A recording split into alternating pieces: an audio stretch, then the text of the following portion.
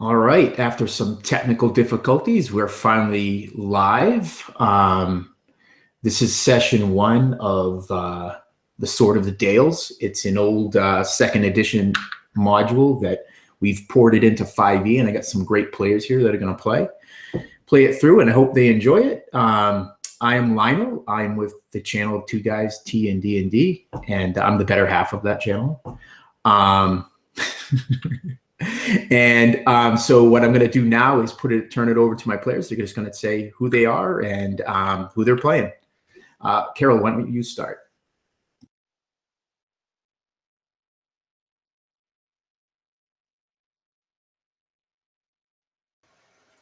Come on. Hi, I'm Carol. I'm playing Laura Lynn Lightfoot, and she is a Wood Elf Ranger. Kyle. Hi there, Kyle, and today I'm playing Sly Cooper. He's a halfling bard. Perfect. Tom's having a mic issue, so I'm going to introduce him. Tom is playing Matthias, who is a human fighter. And last but not least, Marquise. Sup everybody, I'm the Marquise. Today I'm playing Sui Toddle, or Sui Soddle, or you can just call her Sui for short, and she is a Wanti pureblood warlock. All right, so we're going to begin. Laura Lynn and Sui. It's a clear day. Few clouds mark the sky. There's a light breeze. Upon it, it's cool. It's foreshadowing the coming winter. It's autumn. You ride the road north towards Shadowdale. You've come across few travelers, which you find odd, as the road itself is rutted and packed firm. It hasn't been an easy journey for you two. Fears of being caught fill your mind. You've had no sign of pursuit for the better part of a day. Hope starts to spring in both of you. So tell us, what has the journey been for you? And what do you hope? What do you hope to find when you get to Shadowdale? Sui is a woman who doesn't feel the same way that other people feel. It's a matter of blood, really, a matter of spirituality. She's not like Laura Lynn. She's not like her adopted parents. She's not even like the thing that is chasing them. She is simply how she is. And so she looks over her shoulder, jade eyes flashing back down the packed and muddy road, and then looking back towards the horizon which they're traveling towards. Then she looks over her other shoulder to Laura Lynn on her horse behind her, and then she opens her mouth to say something, but then closes it. There's no point to speaking right now. There's nothing to be gained from it. There's simply the journey, this long, dirty, messy journey. For Sui, she's been pragmatic about it, practical the whole way through. She had no romantic ideas about what being a hero and adventure would be like, and her parents never dared defile her mind with such silly and infantile ideas. But she would hope, or she did expect, that things would have been smoother than what they were. But problems fill the roads on any journey. Every step you take is one fraught with peril.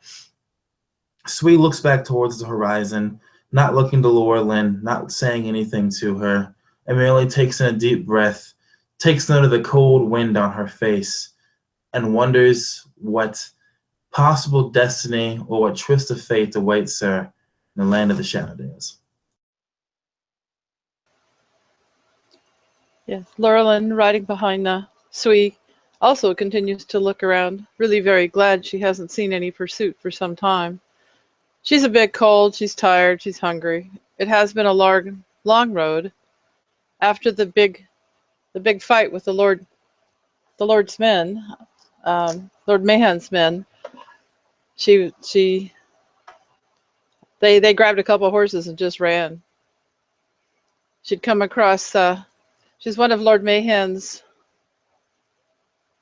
captains in his army, but she'd come across another group that were harassing this woman, and there was no reason for it. They were going to kill her.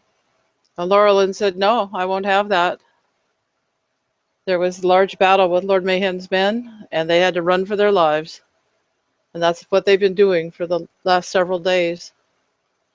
And she's just really glad that maybe there's a break, and maybe they'll get a chance to get into the town and resupply and rest up and decide what they're going to do. That's her big hope. Yeah. So while it's not really spoken much between the two of you, you do welcome what seems to be some sort of reprieve from the pursuers that have been dogging you for days. You ride now along this road, rolling field hills to either side, giving you good vantage of anyone that might approach you. You also, Laura Lynn, appreciate the fact that you can actually rest your tired horses. You guys have been pushing them very hard these last few days. So now you're able to take time to dismount and walk them for a period, allowing them to regain their endurance. And so it goes for the next hour. Mounting, you mount back up, and ahead of you, you can see the wood again start to envelop the road. You know that you grow closer to Shadowdale. It's late morning. You both look up to the cloud-spotted sky, and by your best guess, you would think that you would be there before nightfall. So you break for a quick lunch. It's just berries and other things you had foraged in your journey, having long since used this meager rations you were able to take before you fled. And you enter the wood. It's quiet, with the exception of the small game or the call of a bird. As you come around this bend, you see something in the road ahead.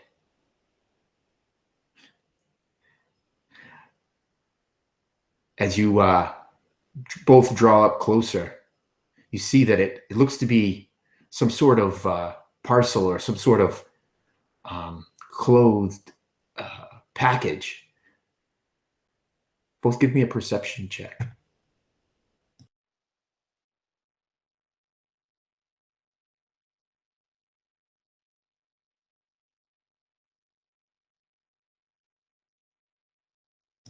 Yeah. Does little to catch your attention. It just looks like a rag or a cloth, something maybe discarded from some other traveler upon the road. It's not until you're within a score of feet that you recognize.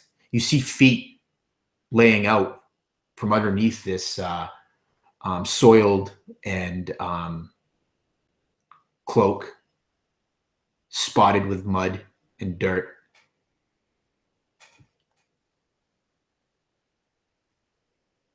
Sweet. Oh, go ahead. All right. Well, Laurelyn hops off her horse and looking around to make sure that there really isn't any danger coming.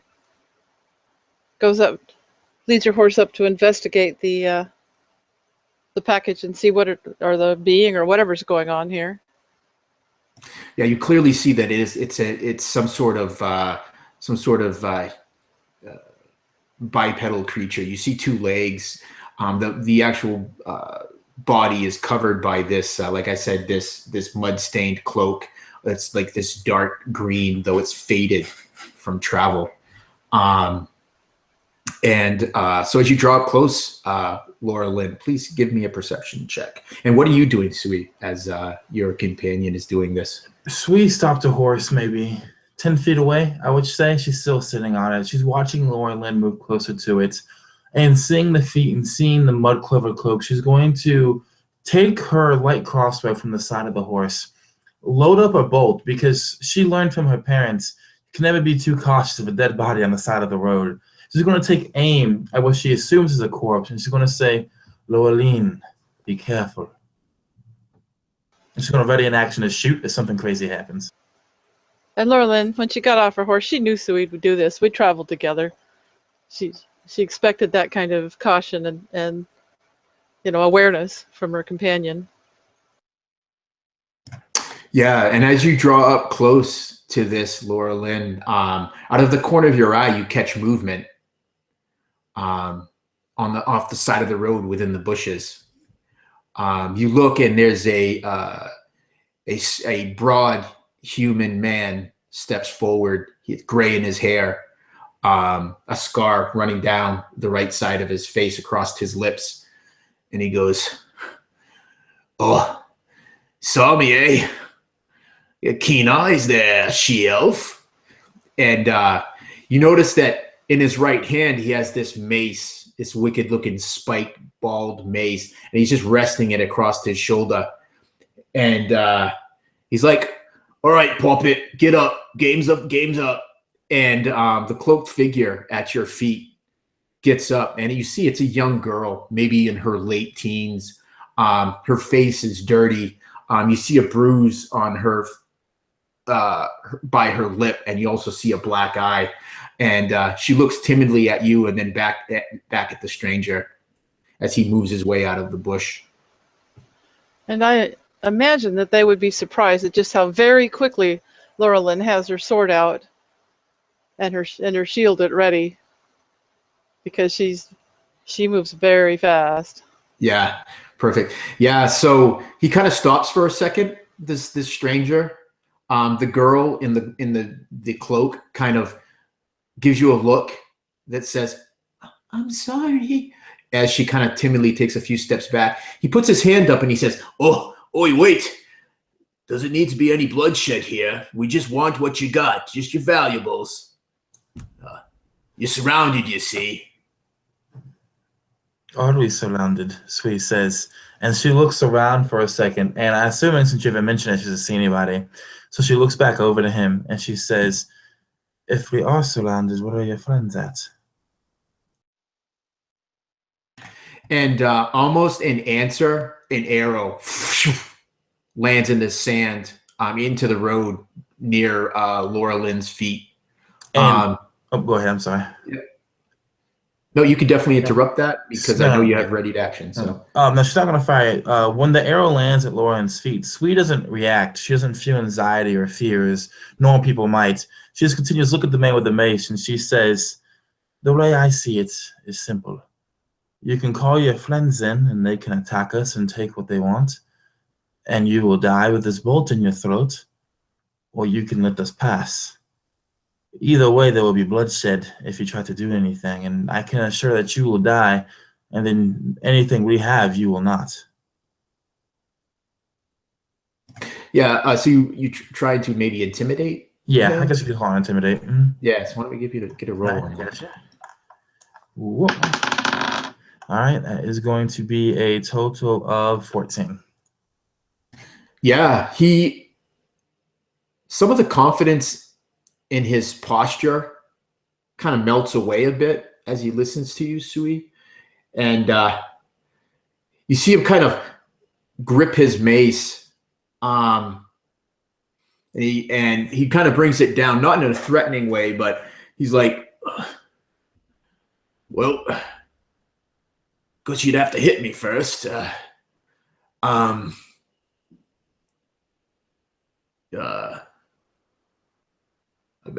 Boys will make a pincushion out of you. Better you just to give us your valuables."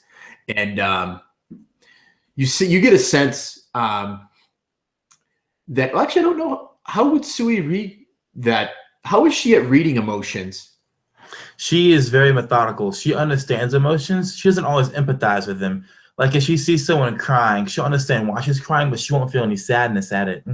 And so seeing this man's kind of confidence and his blustering starting to kind of, I guess, wither, she actually she raises the crossbow a little bit higher, and she says, "There are many ways to hide from arrows in a forest. Let's cover all around me. And the way I see it, you're out in the open." Yeah, that's true. On either side of this road, there is quite a bit of cover. So not only would it provide cover for you two guys, it does. The realization does sit in with you that other men could be hidden as well. You know, at least one other man is in this wood, the man that fired that arrow. So what's it gonna be then, eh? We gonna fight here, bleed, and to the victor goes the spoils? Or do you do the smart thing, hand us those fine steeds you got there, and any other valuables you got, and you'll walk away with the best thing, your skins. And you guys both can give me a perception check as he's finishing talking.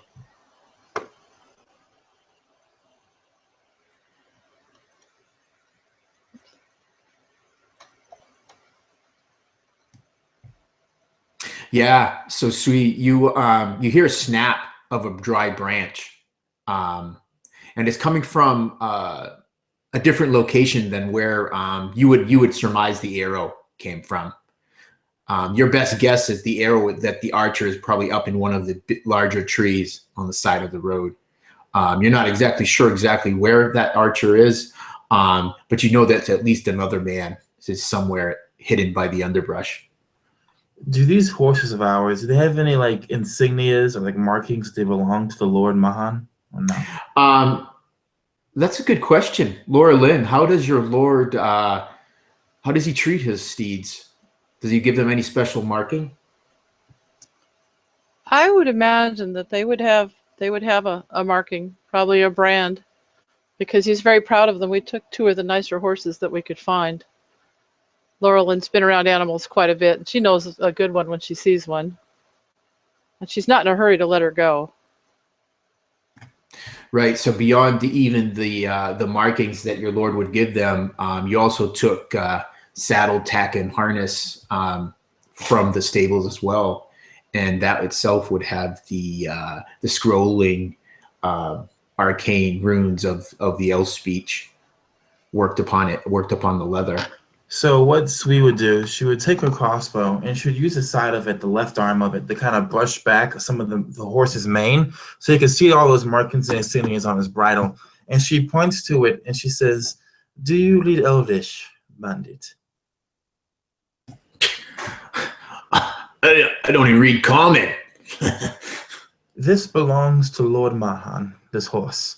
Lord Mahan rules the lands maybe 3 days west of here. A large forest of men. He is an elf, as you could probably guess from the elvish writing. He has a lot of men. If these horses do not return to him in 3 days' time, they will come looking down the road. They will find you. They will find these horses. There will be more archers than you have. Are these really what you want to steal, my friend? 3 days, you say, huh? Oh, we'll be gone by then. You guys will be maggot food. It's been 2 already. 2. You see him look at you. He kind of narrows his eyes, trying to figure out whether you're lying. And you can see some confusion on his face as any of those typical tells that he might see in someone else, he doesn't see in you, Sui. Give me a deception roll with advantage.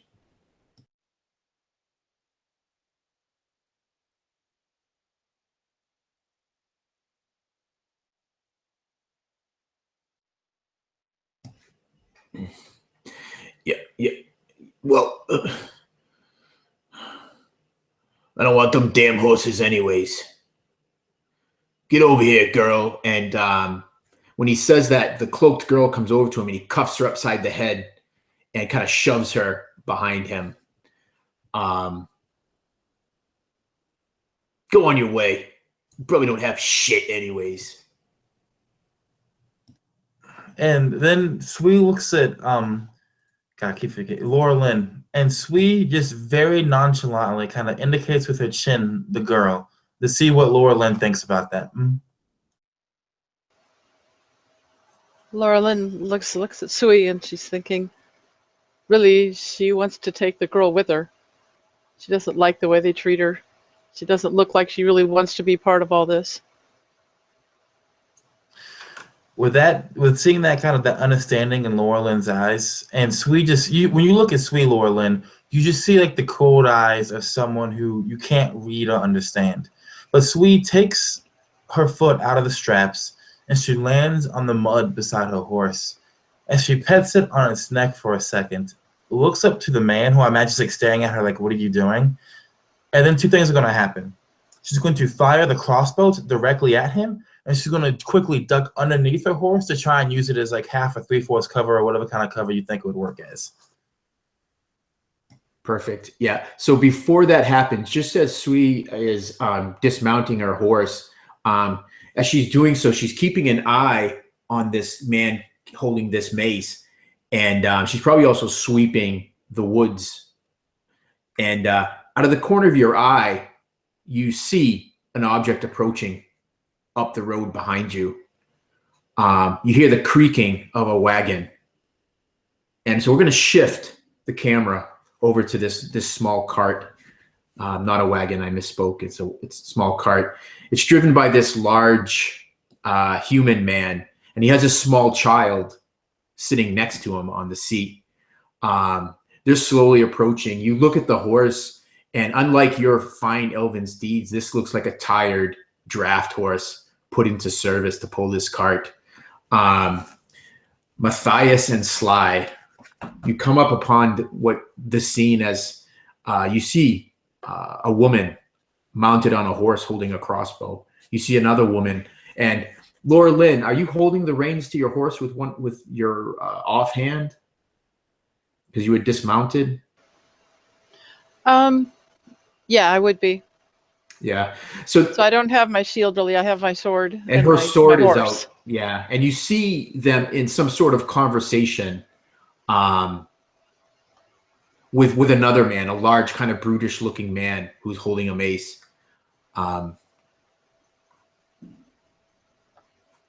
Yes, that'd be perfect, Marquise. Thank you.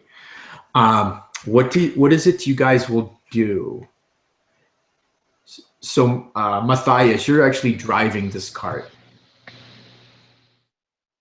And as he's typing that out, about how far away would you say we are? You're probably about 30 feet away from the the woman at the back. Okay. Sly's probably actually kind of, comfortably lounged on this small seat that, sitting next to this large human man. The seat just looks incomparably small, and then as Sly's sitting there, he seems very comfortable, and he's probably lounged back. He might actually be dozed off a little bit, and he probably doesn't even see what's going on up ahead. Matthias puts his elbow into your ribs, Sly. And I'm going to apologize, Tom, if this is not the way that your character would talk. This is motivation for you to get the mic fixed. He goes, I think there's trouble up here. And Sly kind of like sits up. Oh. And just as you open your eyes, Sly, and you're kind of focusing on this, you see this woman dismounting ever gracefully from this horse, and almost in the same motion, you see her fire this crossbow bolt that strikes into this the large brutish man, and striking him solidly in the shoulder, and it kind of rocks him a bit as he falls back. And you hear him bellow in rage and yell, "Kill them all!" And everyone roll initiative, or at least the two brave women can roll initiative. Sly and Tom can now decide what they would like to do. Okay. Sly,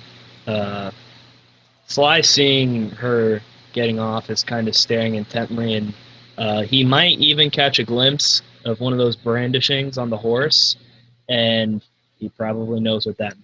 And he doesn't really like the idea of Kingsmen kind of around, not his style. So as they kind of, if Tom's still driving the cart, Sly would kind of like nudge him and be like, we should probably turn back.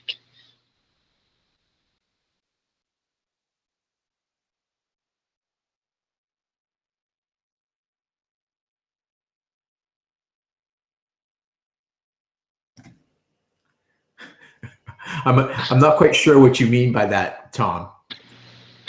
So Matthias lets go of the reins and goes, "No harm intended, ladies." And almost instinctually, the draft horse just stops right in his tracks, probably about 20 feet short of what is happening before you. And Slack kind of like gets to his feet. He's still a little bit groggy from his nap, and he's like, "Oh, you fool!" And he's gonna hop into the back of the cart and take cover and try not to be seen. He's gonna find a little cubby hole somewhere in between some boxes and just sit tight. All right, yeah. All right, let me catch the initiatives here. Do you want me to roll initiative now? Yeah, please, if you could.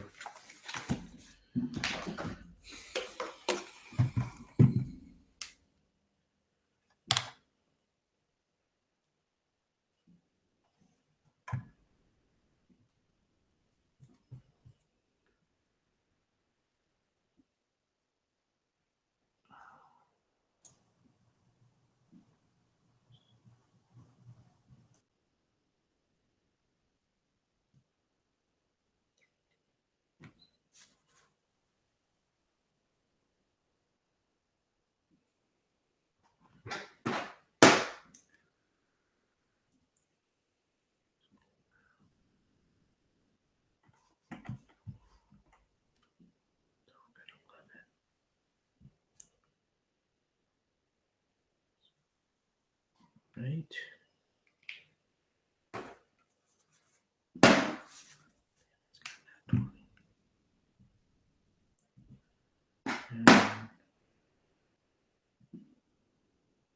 All right. What was your initiative, Carol? Or Laura? She had a 23. 20. Okay, 23. All right. All right. So Laura Lynn, you will go first. So that your bolt strikes into the shoulder of this bandit.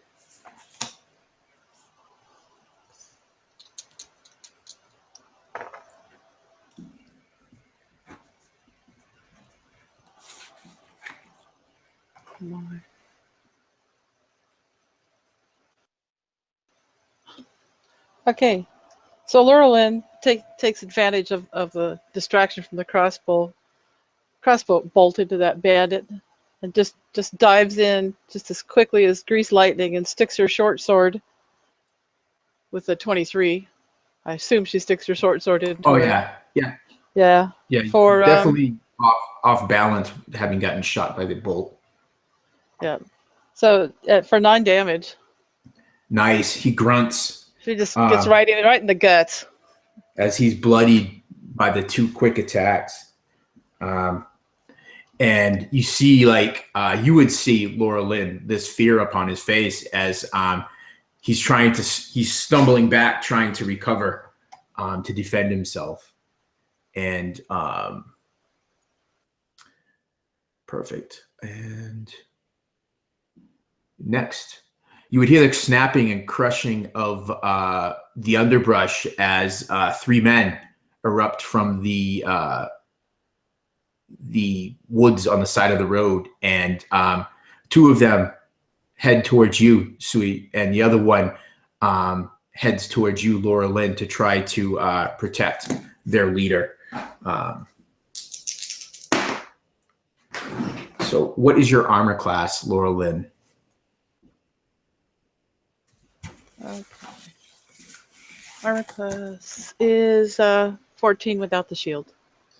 14, yeah. So he comes in and drives a short sword at you awkwardly, and you block it aside with your short sword. You notice that he's wearing some ill-fitting leathered armor, and you would look at his sword quickly, and you see that it's rusted. But he misses you with his attack. Sui, these two men try to rush you from the brush. AC 12. Yeah. First one, you're able to sidestep, maybe striking him aside at his head, not to cause any real damage, but just stun him ever briefly with your crossbow. And the other one takes advantage of that and hits you for 2 points of damage as he just grazes across your ribs as he plunges at you with a short sword. And Sly, you are up. You see this battle kind of just erupting in front of you. Oh, actually, no, you don't, because you've tucked in behind this cart. So you hear this battle going on. Yeah. Sly would kind of like poke his head out, like not to be seen, but just enough to speak to Matthias, who's a much larger, much better meat shield than Sly is. And he's going to say, "What are you doing?"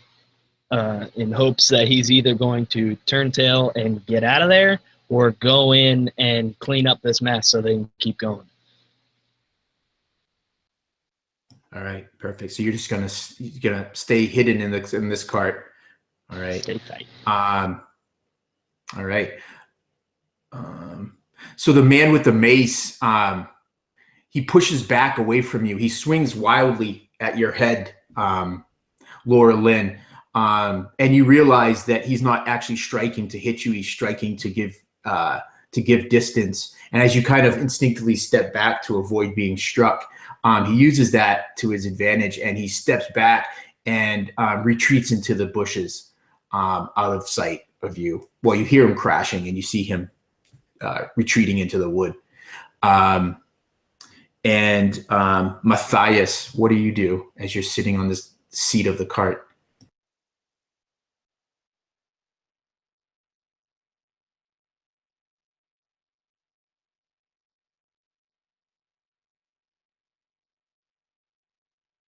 So Matthias very deftly draws two weapons, a long sword and a silvered short sword, jumps from the seat of the cart and runs to the aid of Sui. Give me 2 attack rolls, Tom. It's D20 plus your strength mod. And proficiency. Oh, yeah, and your proficiency. Thanks, Marquise.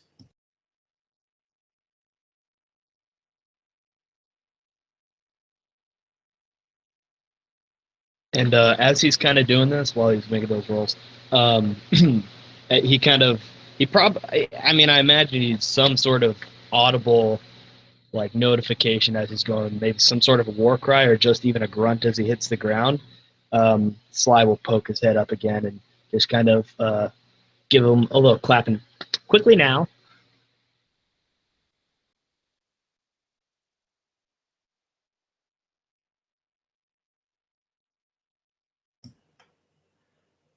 Yeah, they both hit. So why don't you give me the damage? It's a D8 plus your strength, and it's a D6 plus your strength. Or dex, whichever is higher.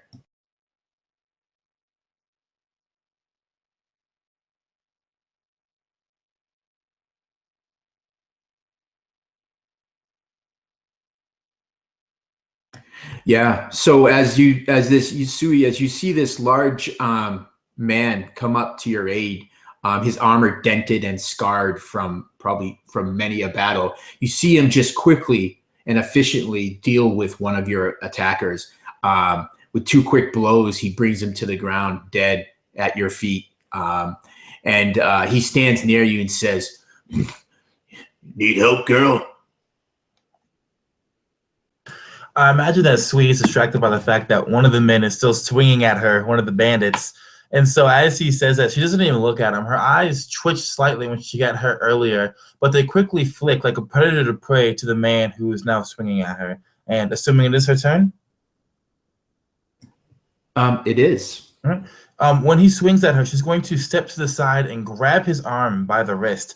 As she does so, she pulls something out from her pocket, having dropped her crossbow into the mud. And you can see that it is this long, perfect, unbroken shed snake skin. And when she brings it up, she says some words under her breath. These words don't make any sense to the man in front of her, really to anyone else on this road. But as she says the words, this green light begins to spread from her wrist down her fingertips, begins to spider web across the snake's skin. And the snake comes alive, and it begins to glow this ethereal green, and it grows longer and longer, and it hisses as it wraps around her arm, and then it shoots forward and bites this man in the neck as she casts a sleep spell. I got 20 points, so if I can also knock out the other guy, I want to try and do that, because I know there were 2 still up. Oh, yeah. You can definitely catch the 2 guys, the one that's in front of Laura Lynn and him. Mm-hmm. And you said how much? 20 hit points. 20? Yeah, hit points to knock them out in the sleep. Yeah. So the one in front of you, he just kind of his sword just drops from his hand and he collapses to the ground. The one over by Laura Lynn, he starts to wobble in his feet, and then he shakes it off and is able to shake the spell. You just missed him. As she sees that the man doesn't fall over completely, she looks to Laurelyn for a second, hoping to catch her gaze. And when she does so with her chin, she points towards the direction that the bandit leader went running off in, and she's just going to take off in that direction, moving her full 30 feet through the forest to try and catch up with him. Oh, awesome. Love it. So you find branches whipping at your face as you push through the brush. It's a lot heavier than a lot more overgrown than you had thought. It's difficult terrain, so movement is half. So you're able to press in 15 feet towards this guy. Excellent.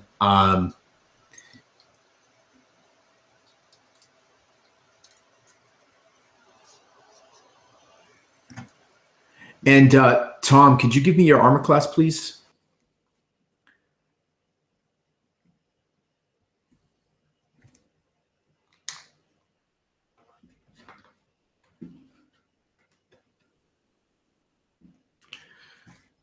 Yeah, so as you dispatch this guy, and the woman you've saved does something that makes the man in front of her just drop, and he looks like he's asleep to you. All of a sudden, this arrow comes from from up high in the woods, and it ricochets off your splint, not actually piercing it, but you feel the pressure of the blow. Your eyes dart up, and I'll give you a free perception check to try to see if you can see where the shooter is. So that's a D20 plus your perception skill, Tom.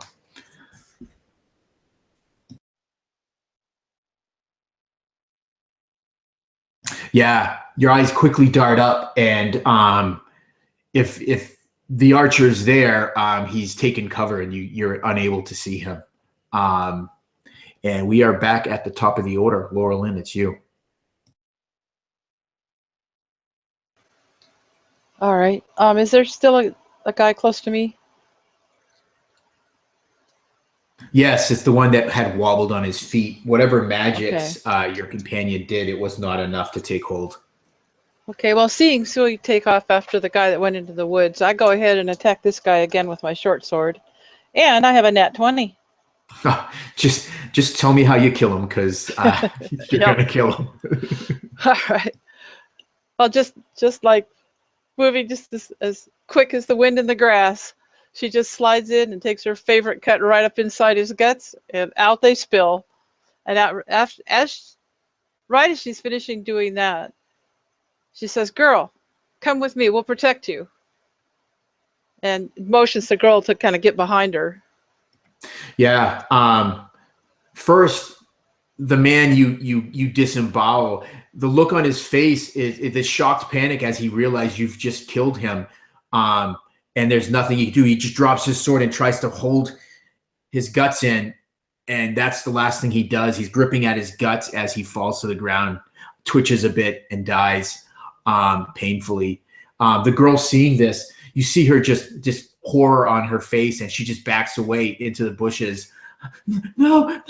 And you see her turning to try to run. We're not going to hurt you, girl. We're going to protect you. Yeah, you can try to persuade her. I'm going to give you disadvantage just based on the state that she's in. But yeah. All right. Now that'll be a whole 10. Oh, no, disadvantage. I got to roll twice. 10. 10. Yeah, she you get it. You can tell by the look on her face, Laura Lynn. She's gonna bolt as best she can, and she actually starts to do that. She starts to run up along the road northward, but you see that she's got a limp. You assume that she's probably taken some other sort of grievous injury from the manhandling of these men.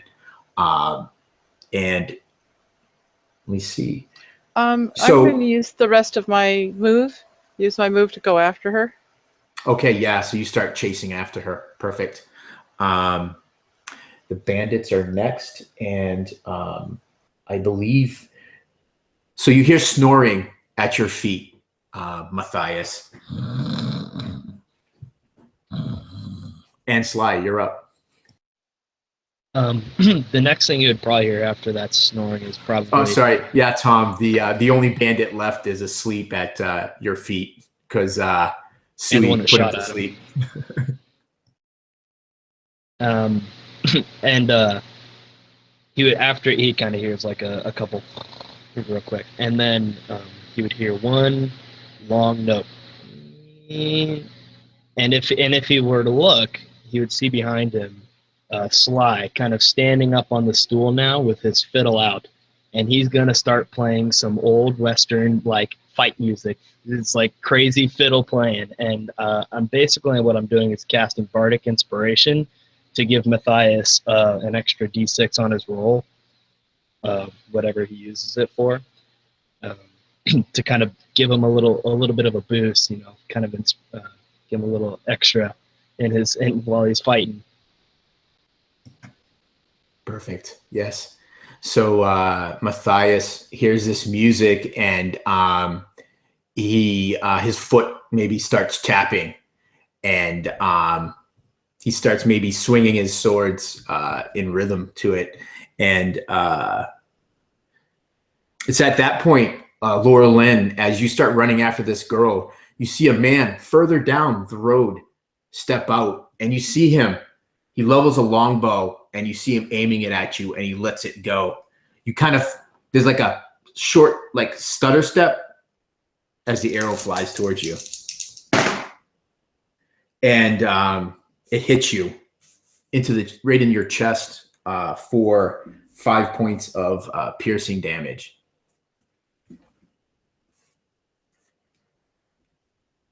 And you see the man who fired the arrow reach back into a quiver and start to draw out another one and aiming it at you.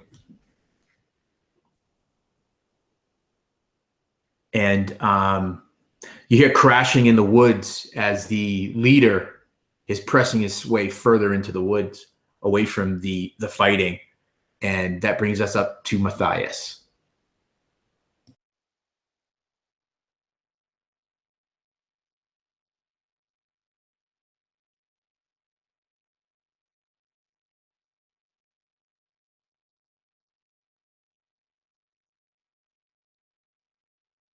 The nearest enemy to you, Matthias, would be the bandit asleep at your feet.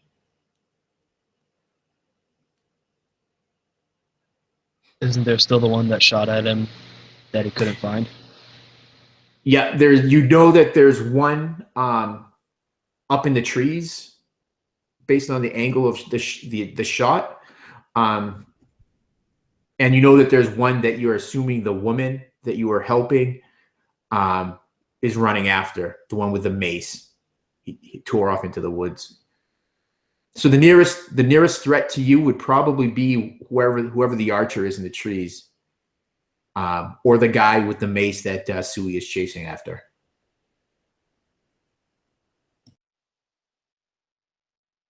So I know you had said, yeah, you could take some cover, maybe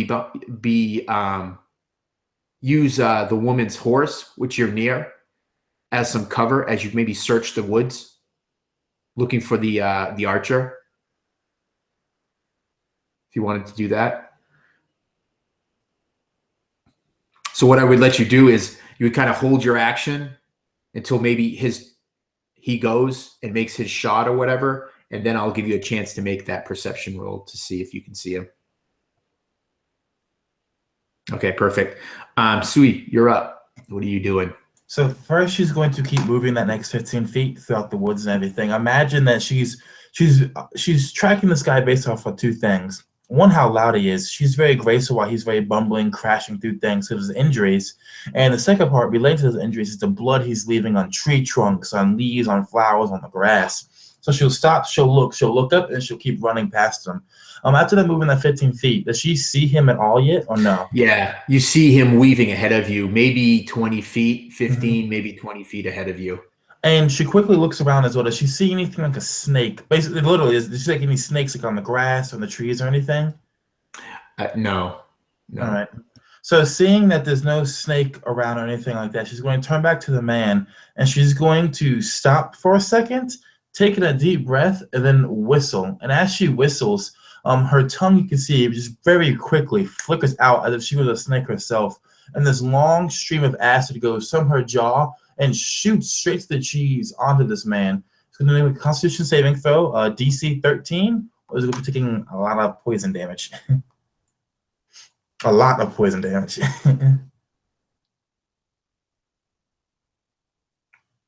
No, he does not make his save. So describe. Tell me how much damage it 11 points. Yeah. So describe how you do it. What does it look like as you end this bandit? She wasn't going for a fatal blow, but knowing that at this distance with all the cover, it's impossible to really have discretion, she shoots the poison. And I imagine the man turns, he hears something like an arrow coming after him. And as he turns, it strikes him across the side of the jaw and the throat.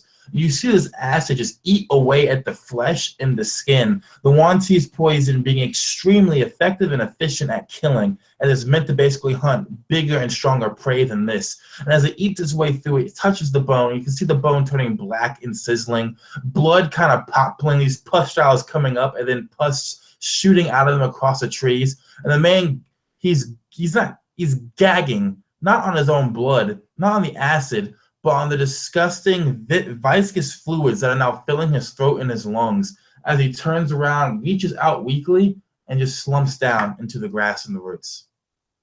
Yeah, and then there's just nothing, silence. Peace returns to this part of the wood as Sui stands there with indifference looking at what she has done. Perfect, excellent. You, Matthias, you hear this gasp of horror, and Sui, you hear this crashing as something larger than small game, you would guess another human-sized person, drops down into the underbrush from a tree, and you hear the snapping of branches as someone is fleeing from you. Matthias, as you can give me that look now if you want.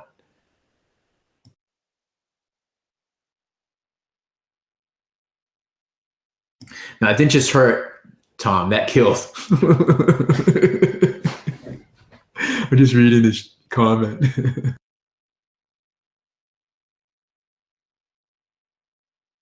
So, Matthias, can you give me a perception roll, please, to see if you can see this archer that dropped down from a tree?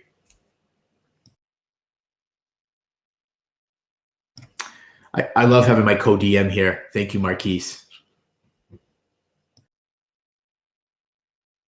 Yeah, so you see this this kind of shadowed form drop down from one of the larger tree branches and start moving away from your group, kind of paralleling the road. You wouldn't know this per se, Matthias, but it would be heading in the same direction towards the attacker that had shot you with the arrow, Laura Lynn. So that's the direction, northward through the wood. So you would hear that, Sui, you would hear that drop, and you would hear that kind of running off to your left as you're facing where you've killed this bandit leader, running off to the left, northward. What is it you want to do, Matthias? You still have action and your move action.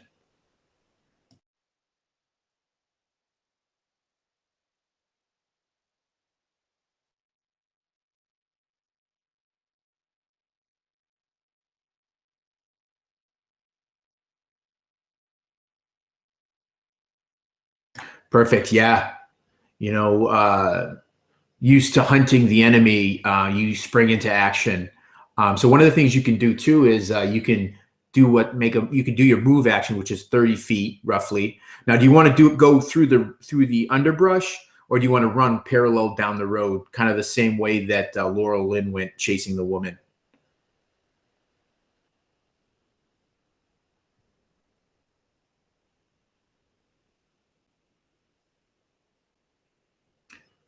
So you want to chase right towards the sound.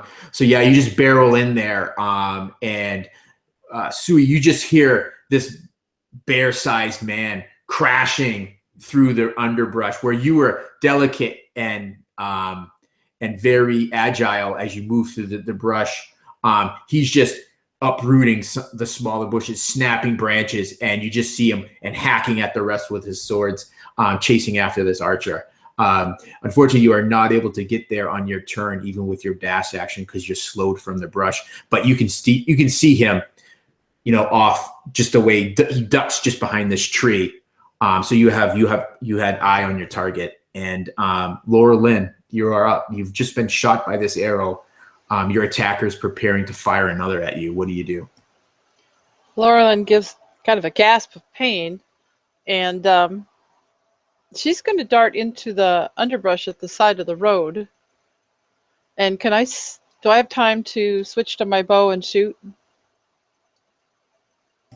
Yeah, sure. Okay, yeah, so you just stick your short sword really quickly into the soft earth, and yeah, yep. Whip out my bow, get some cover in there, because I can move like just as fast through the woods as I can in the road. So mechanically, you would have enough movement that you could literally take your shot and take cover right after. Okay, that's probably the way to do it then. So yeah.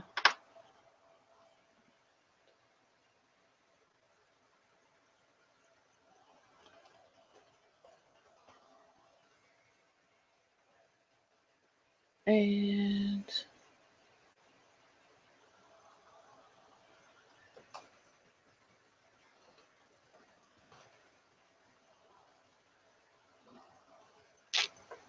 so that's you return the favor by launching an arrow yourself, and you see it strike just below his hip into the meat of his leg, and he grunts in pain, and you see his bow dip a bit, and he pulls it back up, getting ready to fire at you. Yeah, so realizing the girl's not going to come with me right now, and figuring we can gather her up later, I dart into the underbrush, where hopefully I won't be seen too easily. Yeah, you get some concealment as you move into the brush on the side of the road, for sure. Let me move you over there. Perfect. And Sly, you're up. So all of this commotion is, you said it's headed northward on the road. Is that in the direction that myself and Matthias and everyone was headed? Yep. Okay, so as pretty much everyone takes off and leaves Sly behind, what I'd like to do is basically stop playing my fiddle. I mean, he's gonna toss that back at his side, and he's gonna sit down at the reins and kind of pull our carriage kind of up next to these two horses that are there, and he's going to rummage through their stuff and find anything of value that they won't miss. Anything that's like not quick to notice, any coins, gone immediately. Anything shiny that looks like he might be able to sell it for a lot is definitely going in the back of the wagon or cart, and he's going to try to take some. He's just going to try to take as much as he can, that they're not going to notice and chase after him for until it's too late. Right. So as you kind of do you have the ability to drive a cart? Do you have that skill? Is that a skill It'd specifically? be a vehicle that land is a skill. proficiency. Yeah, it's land vehicle. I don't know. I don't know where that would. Is that a proficiency? You do that It's in the background. Sorry. yeah, it would be part of a background. What's your background? Entertainer. Yeah, entertainer. Yeah, you don't have the skill. All right, so I No, want you to give definitely. me animal handling roll. Sure. I typically would make it at disadvantage, but because you're driving Matthias's cart with his old draft horse, I'm going to flat it out to just a regular roll. That's just a standard 14. Yeah, so you've watched Matthias in your journey north from Arabelle, the capital city of Cormyr, and you go, and you start doing that, and you do it a little bit too roughly, and the horse just kind of, even for its old age, just launches into action.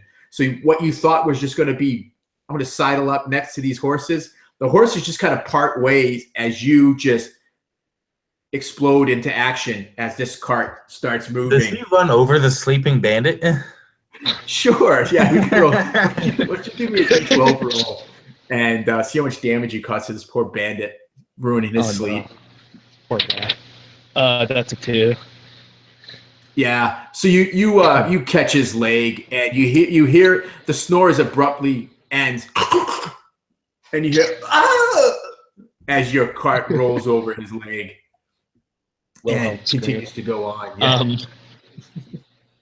Yeah, and as this kind of happens, Sly's just like, he doesn't think anything of it. He says, how hard can it be? And he kind of like whips at the reins like far too hard, like he's trying to take off, and just kind of like starts to lose control. And now he's sliding back and forth because he doesn't weigh that much, and he's like yanking on the reins, just like ferociously trying to stop this horse. And he hits the guy and kind of, slides off to the other side, and he's not having a good time anymore. Not at all. Perfect. Give yourself some inspiration, but you're still on a ride. All right. Excellent. The wounded man, he kind of hobbles a bit closer and is looking for Laura Lynn, and only sees you, Sly, thundering towards him with this cart. And he fires a quick shot at you, and it sails wide. He probably misses you more because you're bouncing around on the seat so much that it probably would have hit you, but at the last second, the cart jostles and you bounce over, and the arrow flies wide. And then he disappears into the woods after snapping the Laura Lynn's arrow shaft off just above his wound. Now it is up to you, Matthias. You are up. You're chasing this archer through the wood. Off to your right, you see Sui nearby, probably about 10 feet from you. I'm not sure what kind of look she would have upon her face, but you see probably about 20 feet away is this small archer. It's really diminutive. He's probably just a little bit bigger than your companion, but not much.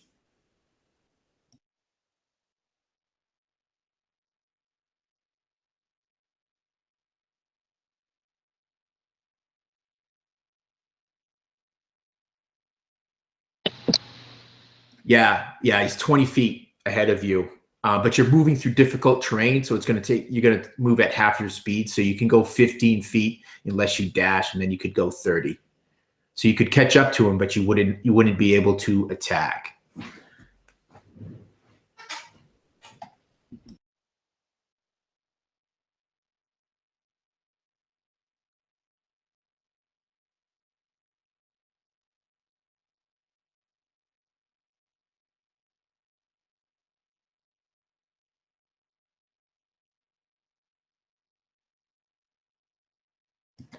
Yeah, he's definitely running away from you.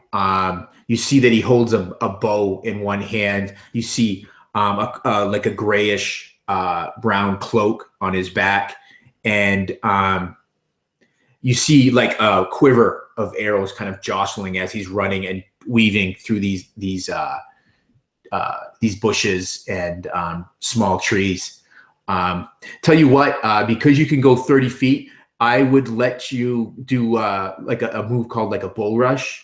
So you could move your full 30 feet and try to like tackle him, pin him to the ground.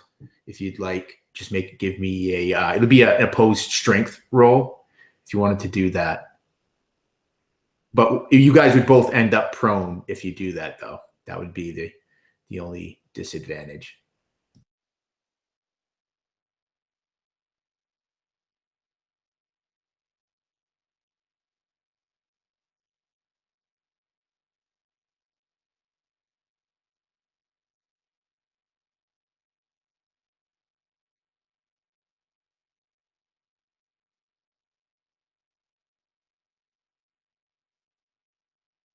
All right. So yeah, you go another 10 feet and you slow down in that 10 feet and are watching to see what he's going to do. Sui, you're up. You see Matthias, the bear of a man. Well, you don't know his name's Matthias, I guess. But you see this man that rushed to your aid, slow down and stop. And he seems to be watching this archer rather than chasing him down. What do you do? I imagine that Sui is turned slowly, and she looks at this man as if she was looking at a piece of meat or perhaps some kind of obstacle in her way. But seeing that he is chasing the same archer that she knew was up there, she gives him a pass for now when her ears perk up with the sound of a cart speeding down the road as she hears through the brush. And she turns back to the road, and she's going to move her full 15 feet and then dash the remainder to get back to the road. And I imagine that when she steps into the mud, she sees that one last bandit who had been put to sleep, slowly rising, his leg messed up somehow. She can tell it's been run over. She reaches down and she takes out her dagger, and she slides it underneath the cloak so that he can't see it. And she stands at the edge of the road and looks at the man, waiting for him to notice her. And then that's what's going to end the turn because she had to dash. Yeah, perfect. Yeah, so you're just at the edge of the road, Sui, and this man is slowly getting up. And he's literally like hopping, and you see that one of his legs is just ruined. His ankle from the ankle down is just like hanging at an unnatural angle. And you see he looks at you with a pained look on his face. And she says to him quite simply, no emotion in her voice whatsoever, lay back down and go back to sleep. And that's going to be that. Awesome. He doesn't even know what to say. You can tell that he's gripped with fear, but you don't know what he says. Matthias, you would see the archer that you were chasing. There's a hurried look back at you, and it pauses for just a second, and then he just keeps running away from you. And within a few brief seconds, you hear him still moving through the wood, but he disappears from your sight.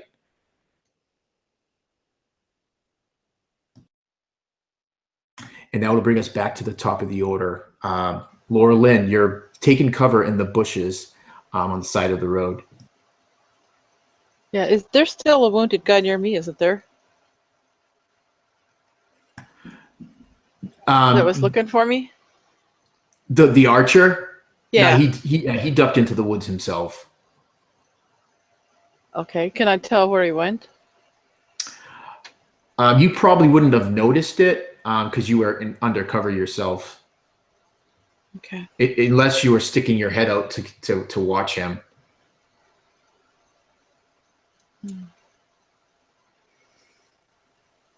Let's see. I think I was probably hiding and not really looking out at the moment. Yeah, so maybe you would, Laura Lynn, you'd poke your head back out, expecting to see him, maybe getting ready to fire another arrow, and you're surprised to see that he's not there. Right. What you do hear, though, Laura Lynn, and you too, Sui, is a thundering sound of hoofbeats and the wheels on this hard paved dirt road, and you would see trundling past you this small child bouncing around on the seat of this cart, wildly flipping these reins, and the horse, this crazed look on this horse as it's running probably faster than it's run in a long time. And it goes thundering past you. Could I possibly use my my skill at what is it, athletics, to try to jump on the cart? That would be truly heroic. Go for it. Yeah. Okay. I'm gonna take a run and try to jump on the cart, and that gives me 10. Yeah. So you run for the cart and you catch it with your right hand, and you kind of misjudge the speed. So at the last second, you're able to give me a dex save to see if you can avoid the wheel. That's not looking so good with a total of 5. 5, yes. Did I give you inspiration at the beginning of this game? No, I don't think so. Not according to my. Shoot. All right. Oh, and I'm already kind of banged So, up. Sly, you're driving the cart. Why don't you give me a D12 roll, please? Oh dear. And you better roll low.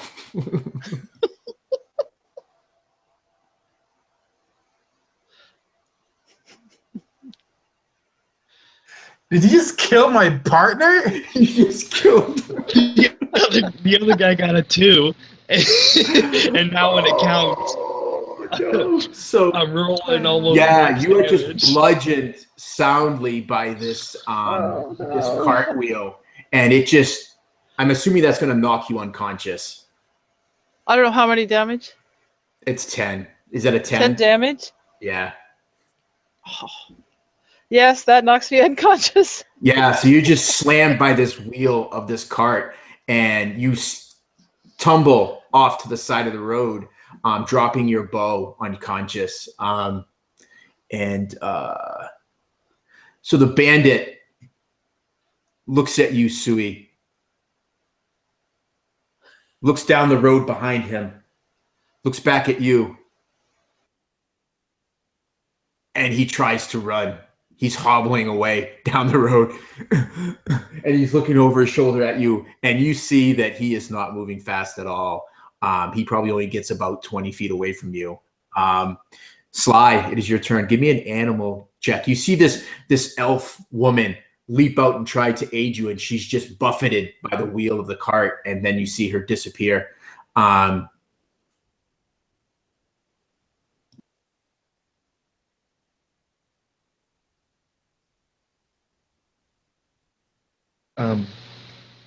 Does the 12 make the check? I'm guessing not. It does not.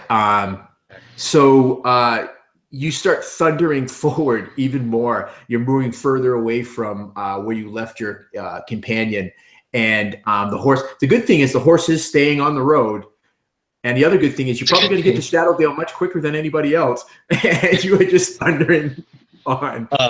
So Sly is what his bright idea is now that he's hit somebody else too, he's sure he's going to get a ticket. He's what he saw when Matthias came in and they started this whole thing is when he let go, the horse stopped. So Sly's just going to let go and put his hands straight in the air, thinking that it has some sort of magical ability to stop this horse because he let go. And now he's got nothing to hold on to. And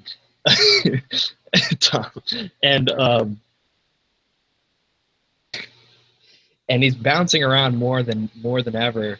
And he's basically I want to see if I can even stay on the card. Yeah, give me an acrobatics to see what happens. Yeah, I rolled a 19 plus my dex, so that's definitely. So you're just about to be bumped off of this cart, and you're kind of pinwheeling your arms, and at the last second you hook it with your foot and pull your ass back down on the cart seat. Yeah, definitely. Nice. Definitely. And considering I failed my check, I'm guessing the horse isn't slowing down at all. and now it's just full panic mode. We shall see the results just of barreling down the Sly's newest action on his next turn as he continues to move forward. But now, hands free.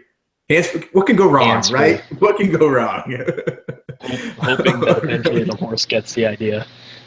So Sly, as you catch your foot on the bottom of this seat and pull yourself down and hands in the air, as you look to the side, you just see the other archer, the bandit archer, just watching in bewilderment as you thunder past on this cart. And he's so bewildered, he doesn't even shoot you. He's just can't quite figure out why this kid is driving this cart. Matthias, you are up.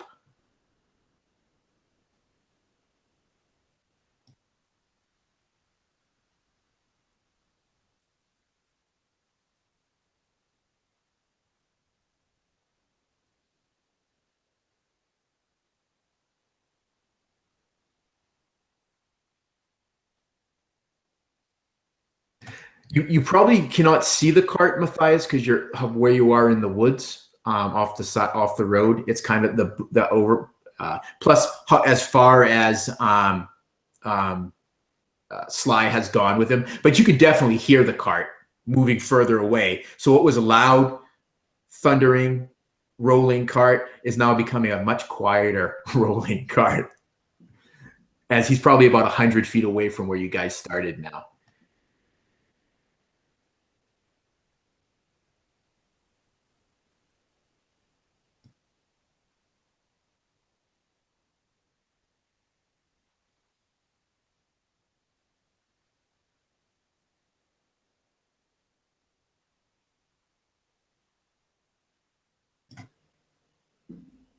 All right, so Matthias.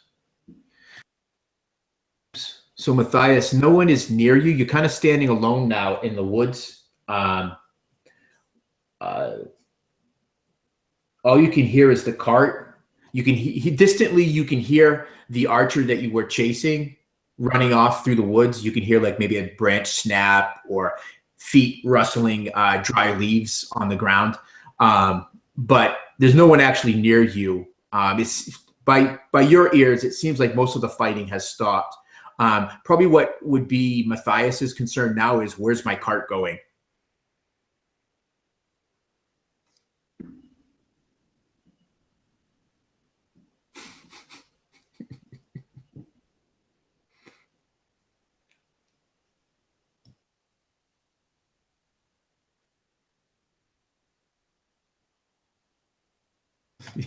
Yeah, so you move your way back. You get to, so what you would see, Matthias, as you get out of the wood back to the edge of the road, you would look down and you would see your cart disappearing into the distance. Sly's form kind of bouncing in the seat, his hands just in the air, no reins in them at all. You see to your right, to your left, you see one of the women laying motionless on the side of the road. You see blood has caked the side of her head, matting her hair.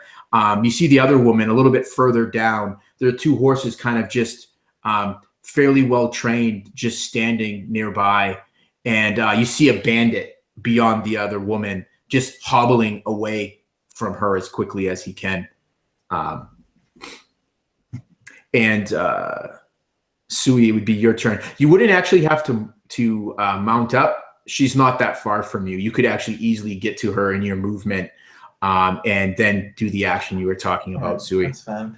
So Sui's going to look at the man hobbling away, and two thoughts pop into her head. One, how easy it would be to kill this man from behind, and two, what her parents would do. And she looks to the man's mangled legs, and her eyes narrow just the barest amount, and then she turns away, her cloak kind of snapping behind her as she runs the opposite direction that he's running, and she sees Laura Lynn lying on the side of the road. Sui's eyes don't get wide. She doesn't feel shock, confusion, fear, anxiety over this, but she does feel the need to do what must be done. And so she runs to Laura inside. She goes to one knee, and she can hear the rough, aspirating breaths coming from her and sees the blood on the side of her head. She looks up again and sees the cart running down the road, and she makes note to take in every little detail she can about it, burning it into her mind before she pulls Laura Lynn into the woods behind a tree and takes out her dagger. She listens again to her breathing and takes note of it. Her mother taught her a little about medicine, a very small amount, but enough to get by.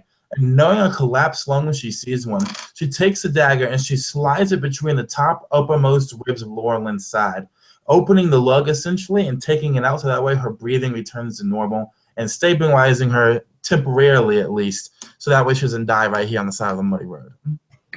Perfect. I love it. Yeah, so you relieve that pressure that you know is there, probably saving the life of the woman who had saved the elf woman who had saved you. Awesome. If you didn't already have inspiration, do you have inspiration? I would give it to you for that description. Oh, I use it for the medicine check, so I'll take it back. Thank you. There you go. Yeah. So if you guys get inspiration, please use it. I do hand out inspiration, so I hand it out so you use it. So don't think you got to hold on to it like some precious gift. So that'll put us at the top of the order. I need a D4. I need 2 rolls from you, Laura Lynn. I need a D4 and I need a D20.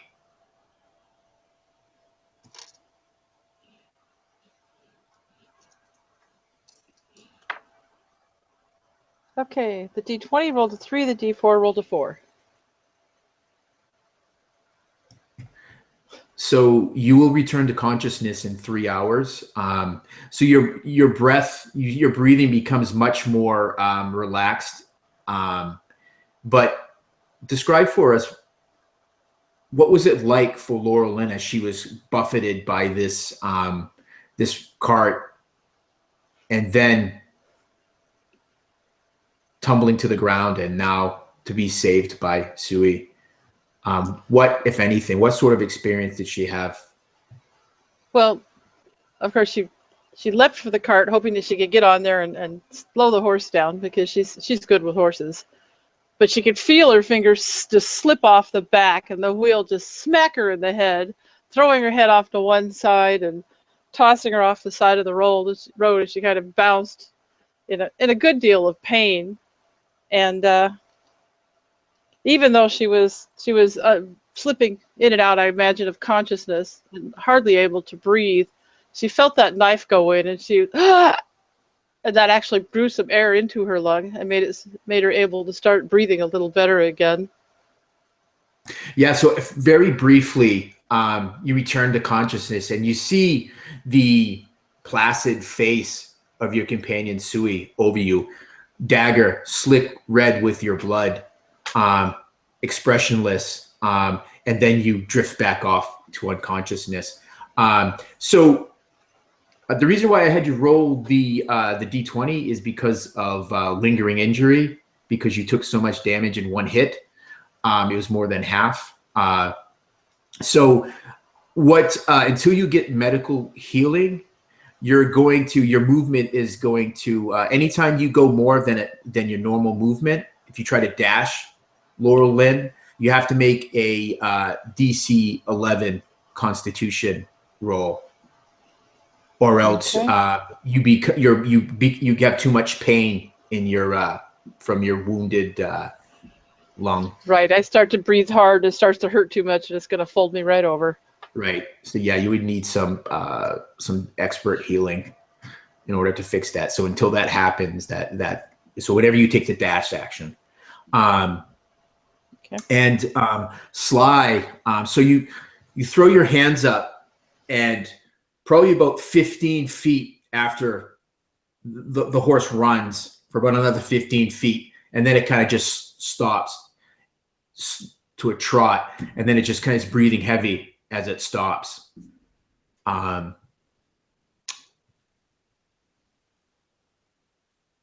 Yeah. So Sly just kind of like is frozen in time for a moment. As even though the horse has come to a complete stop, his hands still firmly in the air, like he just don't care. And he is planted to that seat. His legs are still kind of locked into the underneath part, making sure. And after probably too long, he kind of puts his hands down and just immediately falls back and slides down into his seat, and he just a deep sigh of relief. And now that is all over, he will probably never go near a horse again. And he's basically just going to sit there and wait for Matthias to catch up and take charge of this wicked, evil horse. Yeah. Okay. Perfect. And that is going to pick us out of combat as the two archers flee, and actually the other bandit flees down the road, hobbling away. So what you would see, Sly, is you would see that cloaked girl running up to the cart and past it, up this road, the northern road. And she doesn't even look at you. She's just kind of like this fear gripping her. You can see it clearly on her face, and she's just got the tunnel vision on, and she's just running. She runs right past you and the stop to the cart. Does it look kind of like she's running for her life from something, or like for freedom? Yeah, you think she's running away? What the cause might be? I mean, when because you rolled up on the scene, so you're not really sure how she fits into this. But she seems to not give you any attention. As she's kind of running by. You notice that she has a limp as she kind of limps on by you.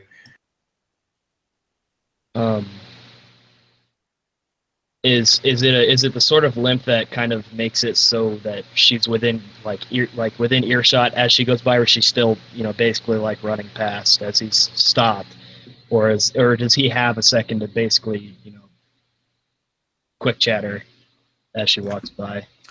I would assume that you would easily be able to say something to her.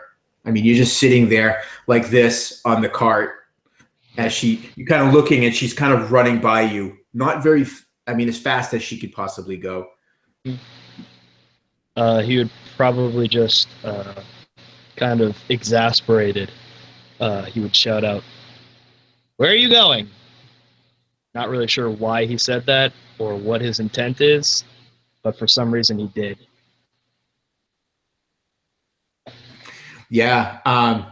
So she just quickly turns her face towards you, and then she continues to run past you up the road. And his eyes are still wide. His hands are probably still locked in the air. He doesn't even notice it, and his eyes are still wide. He still looks like he's being.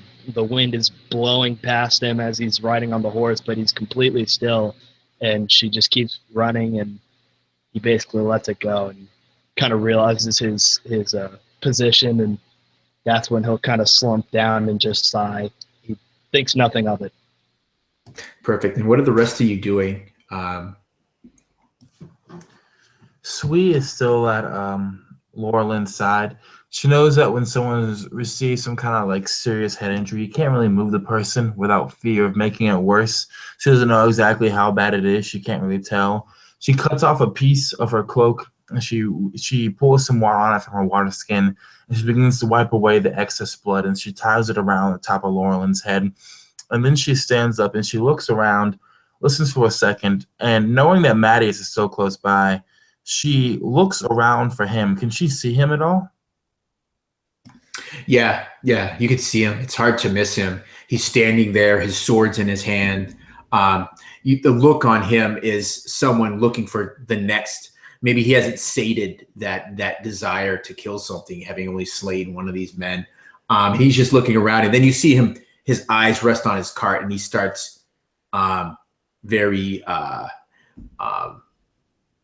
he starts trudging towards this cart. Once he starts trudging towards his cart, Sui doesn't say anything as he goes past her. She just takes note of the kind of man that he is. She understands that this is a person who lives for violence, who lives for risk versus reward, for big injuries, for big gains. And she sits down beside Laura Lynn. She doesn't go back for the horses or her crossbow just shit, but she does keep those in sight. But she does watch Mattias as he passes by and gets to his cart. And she's holding that shed snakeskin coiled around in her left hand, ready to cast a spell if need be if these two people turn on her, and ready to defend her companion on the road in case something further happens. Yeah, perfect. Nice. And I know what Laura Lynn's doing. Tom, would you just go with Matthias, just go and retrieve his cart, maybe check his horse to make sure that he was still in good order?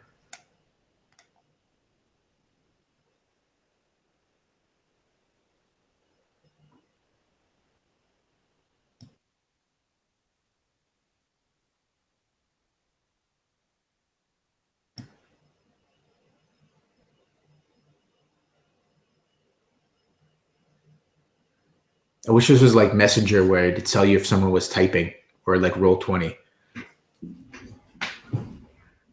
Yeah. All right. Yeah.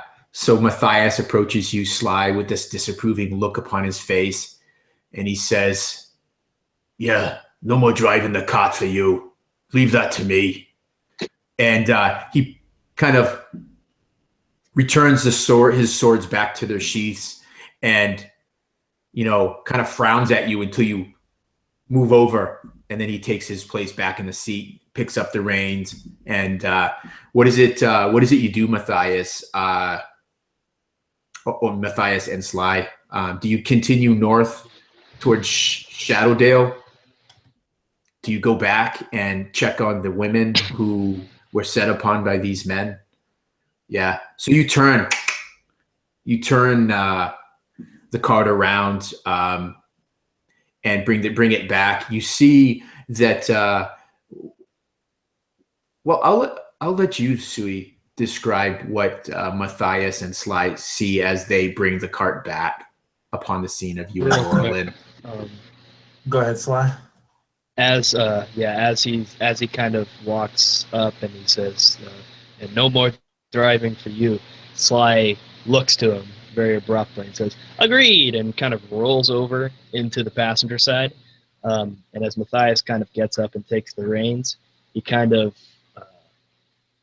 perks up a little bit, and he's in his rightful position, and he kind of points northward and says, "Onward." And then as Matthias kind of like turns the cart around, he says, "That is the wrong way. You're going the wrong way. What are you doing?" The whole time. And he doesn't stop saying that he's going the wrong way until somebody else interrupts him. Right. As long as he keeps moving. Matthias stoically, and you can tell me if you would not do this, Tom, he stoically ignores you as he been the whole way. Back. So yeah. Yeah, he's probably used to that. Probably. It's been a few hundred miles that you guys have traveled together. He's used to it. Okay. Sui, what do they see as they ride up on the scene? Sui is standing again. When she saw the cart begin to turn around, she quickly went back and picked up her crossbow, put it back to a horse, and brought both of the horses with her. And so both horses are standing there now, and she's standing over Laura Lynn's unconscious body. And she's watching these people approach in this cart, and she hears the voice of this halfling just talking about going the wrong way and everything. And while she doesn't get angry, she doesn't hold a grudge. Sui's thoughts are in two places right now, as they usually are. The first one is killing these men, taking what they have, including the cart, and leaving. The second is trying to use the situation for both her benefit and their benefit. And she inclines herself towards the second one, as she usually forces herself to do, mainly because, one, the big armored man Mattias helped him in combat, and two, because in the current state right now, it's really the most logical option to go about. So as the cart gets closer, Sui ignores the talking halfling. She ignores his complaints and everything, and she looks the big man straight in the eyes, and she says, or more of she really asks, Are you going to the Dales? She's asking you, Marius. And Sly is kind of, as they're rolling up, like, no, turn around. This is not. You're confused, Matthias. No, we were supposed to go the other way, and then they kind of roll up and come to a stop. And Yeah. Matthias interrupts you, Sly. He kind of uses his big form and he blocks you totally from Sui, and he says, yes, we are. As will we. If it would be Sly. possible, because your friend here, and she looks very briefly to you, Sly, because your friend here is incapable of driving your cart, could I put my friend in the back until we reach the Dales?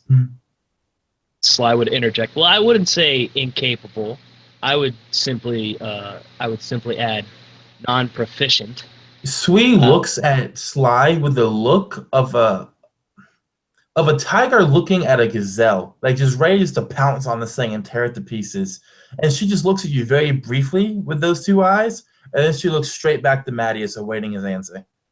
And Sly continues to ramble. He kind of catches your gaze, like we'll stop after he says something, and then just keep going. Like, well, it wasn't that bad. It wasn't as bad as it looked. It was honestly, I meant to do half of that. Okay, so it wasn't entirely what you think it is. Mm-hmm. We'll be. The big man says, "We'd be happy to help," and he ties off the reins to the old draft horse, jumps down, and goes to the back of the cart, lifts up the back gate, sets it up on the ground, and walks over. And you get the impression that he's willing to help. He's kind of stops. He's like, do you want me to pick her up and put her in? Are you going to put her in? And once everything is cleared off, Sweet doesn't ask for any help. She very carefully cradles the back of Laurelyn's head, and she raises her up in both of her arms. And as if she was a mother putting her baby into a cradle, she just gently, gingerly puts Laurelyn into the back of the cart. She takes off her cloak. You can see the leather armor underneath it, and she folds the cloak up, and she's going to put it underneath Laurelyn's head so it has some stability. And then she's going to go grab the horses. She's going to hitch them both to the back of the cart so they can follow along. And then she's going to climb in. You can see her 3 daggers just on her belt. She takes one out, and she holds it in her hands the entire time. She makes no reference to it whatsoever. And she looks to you, Matthias, and she remembers something her mother always told her that Swede never understood until lately, which she understood is just something that people like to hear for some reason. And she says, quite frankly, thank you. And there's no emotion. You don't know if she's actually thanking you or not. It's just a quick, curt, thank you. And then she's going to look away from you and let you get back at the reins, and you start pulling the cart, making no small talk, and ignoring the halfling. Well, ignoring him verbally, but keeping an eye on him in case he does anything funny.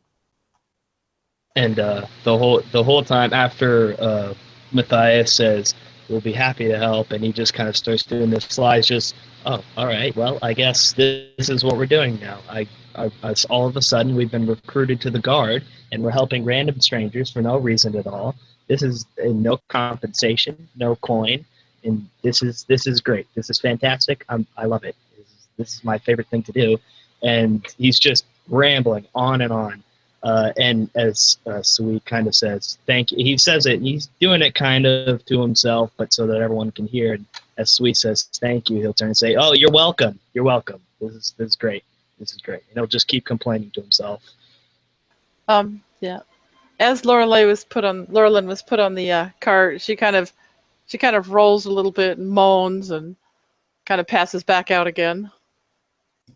Yeah. So after Matthias turns the cart around yet again and starts again heading north on the road towards Shadowdale, a few hours pass, and Laura Lynn, you return to consciousness. You see your friend sitting near you, dagger still in hand, Sweet? dagger still in hand. The child that, well, or what you thought was a child sitting next to the large man is actually you see upon inspection is actually a full-grown halfling. I'm assuming Sly is still talking. So actually, probably at some point along after they've been, he'd warned himself out. He would just say, whatever, okay. And he would kind of reach for, and Sui would probably react to this a little bit, but he would reach for something hilted on his belt. And you could see there's a long metal piece to it, and it looks sort of like a handle. And he reaches for that and pulls it out just very casually. Whether Sui would react to that like it's a dagger or something, but it kind of gives that look. When he does pull it out, Sui, if anyone was paying any attention, Sui's hand just like it's very loose on the dagger, and then all of a sudden it's tight on the hilt of the dagger. Not so much that her knuckles are white, but just tight enough to be used in combat. And then when you finish pulling out something I imagine is not offensive, her hand will go loose on it again. Yeah. It would. She would see as he pulls it out all the way. It's actually a flute, and he just kind of like gets it into a position, and he holds the flute. And he starts to kind of play this very melodic tune, just journeying music. And what I'd like to do is actually, without really saying anything or trying to make it known, he's going to cast Cure Wounds on Laura Land because he kind of feels a little bit guilty. And he's kind of trying to do it through this music so that this kind of melodic tune will kind of fall on her and her ears maybe, and kind of maybe give her a little bit of extra vitality. So that is...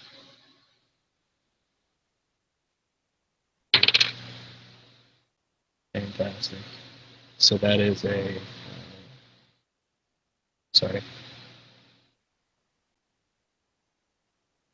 That is a four hit points. Perfect. So Laura Lynn, as you're listening to this music, so you could use a hit die as well, Laura Lynn, to regain hit points if you'd like. Yes, absolutely. But yeah, as he's playing this song, you find that your hurts don't bother you quite as much as they did. The pain in your head seems to not totally go away, but it ebbs away. That time would probably be what's going to take care of that the best. Excellent. So yeah, the going is slow in this cart.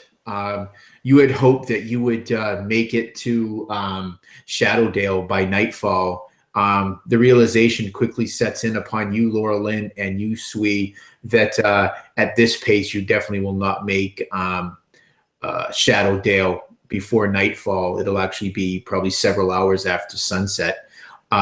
Will your party press on, or will you pull to the side and rest through the night? Sui's going to let Matthias make that decision, and she's going to sit in the back. And when Laura Lynn begins to stare and her eyes open, she slides the dagger back into her hilt. She doesn't say anything to Laura Lynn. She knows now is the time or place to talk about what happened. And so she sees the sun begin to set, and then she looks back over to Matthias. And Matthias, do you want to stop the cart, or do we continue going?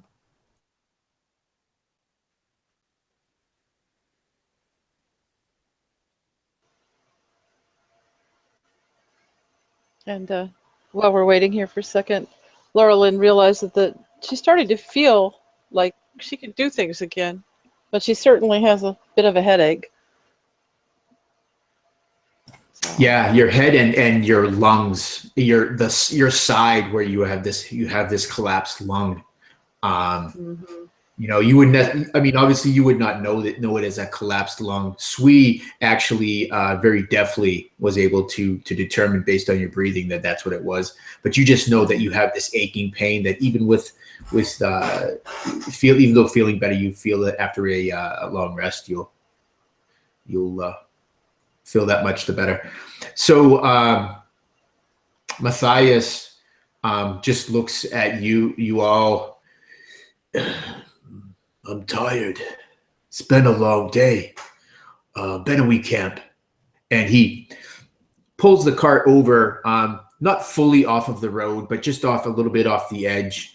And he actually is able to pull out this little like canopy off the back of the cart. So it almost makes like a lean-to. He unhitches the horse, hobbles all of them together, and you guys make a small camp.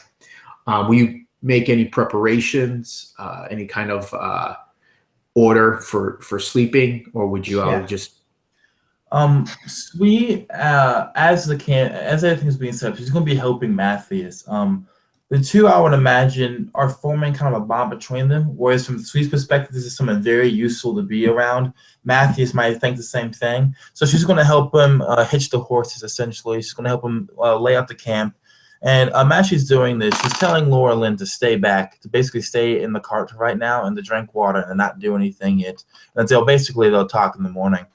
And as everything's being set up, she looks at Matthias and she says, "These woods, this road, dangerous. Bandits, more from where the others came from. We're going to need watches." And what does Matthias say to that? Oh, go ahead. And what does Matthias say to that, by the way? Well, go ahead. And so as he's typing, when Matthias kind of says, "I'm tired," and Sly just kind of says to himself, "Maybe you're tired because you engaged in all those extracurricular activities," and just kind of start to pack up his flute and get ready to make camp. And as they would, he would probably kind of take up a spot kind of on the back of the seat of the cart, kind of looking over Laura Lynn, and he's just going to kind of hang out. And Laura Lynn's going to insist on taking a watch, probably the last one of the night once she's had a good rest.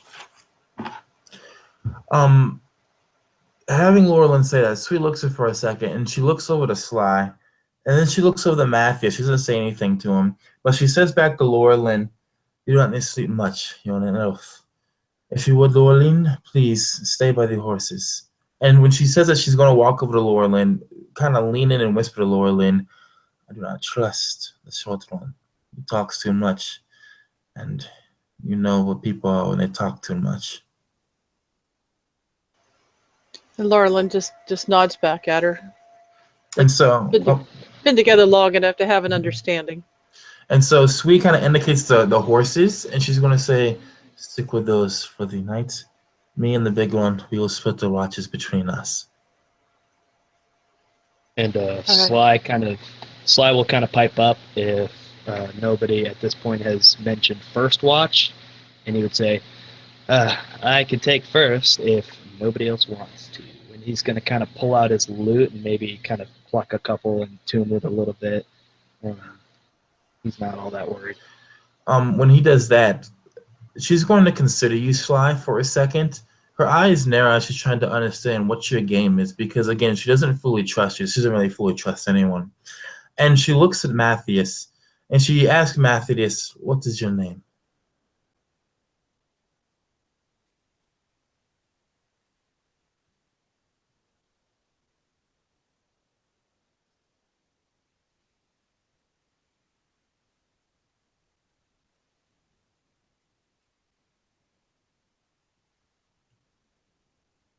"Matthias, art thou there?"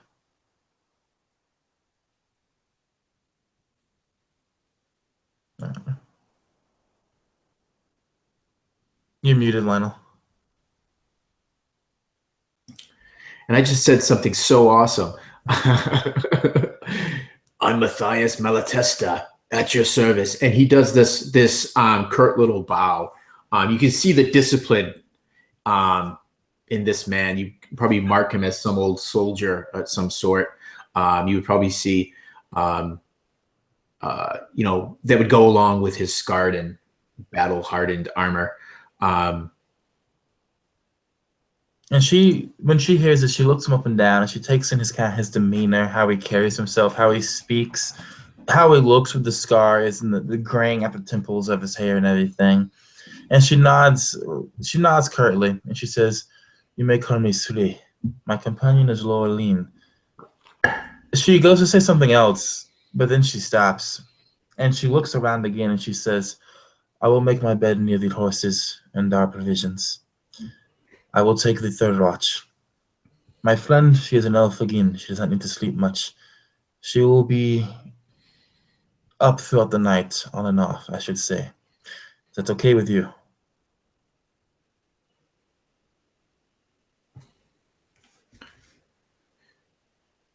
So you guys have a rather, I wouldn't say tense, but it's just a very somber, cold meal around this fire, and then you kind of separate out. It's what should be one camp is actually two, as you guys kind of go your separate ways. Trust not quite built yet between the four of you, and you set to your watches. And who took the second watch? Was that Matthias? Sly Matthias. Matthias, as the others are sleeping, and you see the elf not sleeping, but in some sort of meditative trance. You hear the snap of a branch further down the road from the way you have come. Was this me? No, Matthias, during his watch.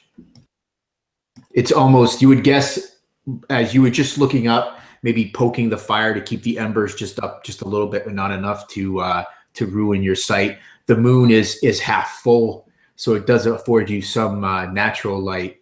And you would say it's probably near midnight.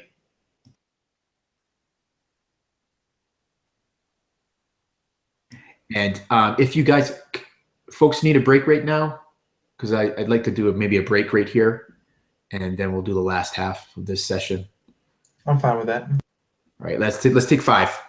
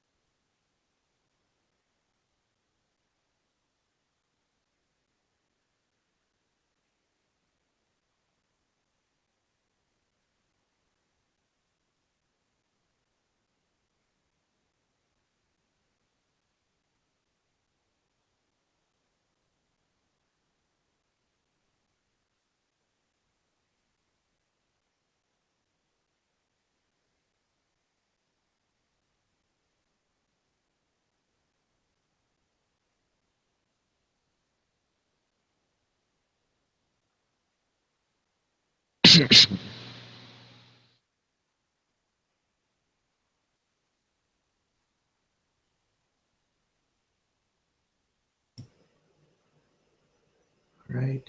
So, are you there, Tom? Yeah, cool. So when Marquise gets here, we'll start up.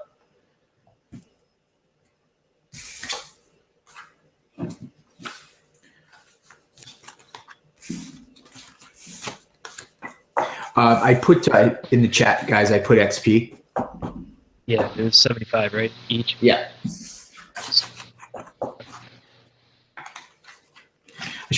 I should give Carol some bonus for not dying in the first encounter.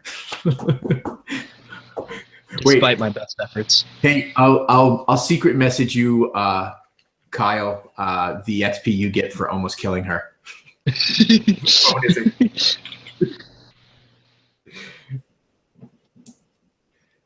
Does anybody remember that show, The Mole, that they used to have? I never really watched it that much. I get the impression that Sui looks at you kind of that way, Sly, like you're that untrustworthy one. You talk too much. Yeah. He talks too much. Oh yeah, this Sly character. Yeah, I was just talking about. There's this show that they used to have years ago called The Mole, and that's what it was. It was like one of those reality shows, and one person was working against everybody else to have them fail, but you had to do it in a way so that people didn't know. Because if you could make it to the end, you would get all this money. And that's like how Sui sees Sly. Well, given that he ran over her companion with a cart, there's a lot of reason for thinking this. Right, because accidents never happen, Sui, right? She's just like scratching her head, and she's planning on like 10 different ways to kill this guy in his sleep just in case he does anything. Like, he gets back in the cart, that's too dangerous. It's too dangerous. She's remembering half of that was one eye open. But then he was talking about how he wants to like lead them on the side of the road and everything, and she's just like, yeah, this guy is no bueno. She's remembering that half of that was intentional comment and applying it directly towards smashing Laura Lynn in the face with the cart. I would think at some point we would notice that certain things were missing too, wouldn't we? Oh, I never even got to that.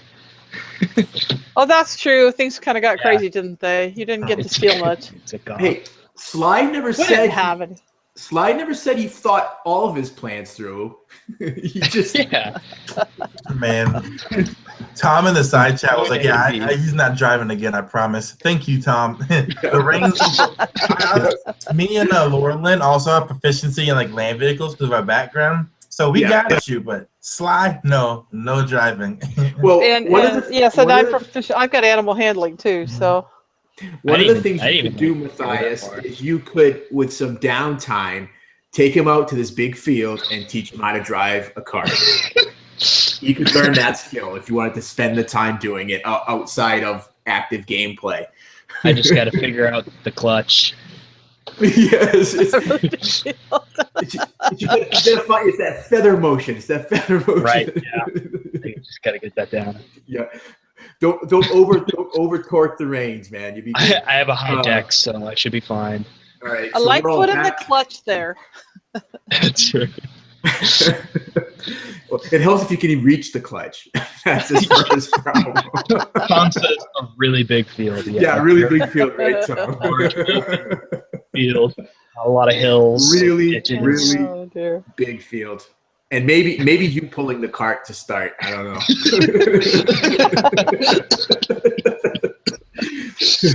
All right, so we're all back. So Matthias, it's you like I had said just before the break. You're sitting there, absently poking at these coals, wondering if you should throw another piece of wood onto the fire. As you hear this snap of a dry twig and the rustling of some grass, and it's coming from down the road from where you had come.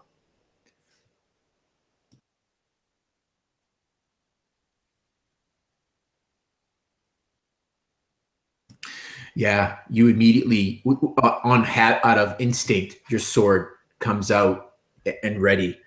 You listen. Give me a perception roll.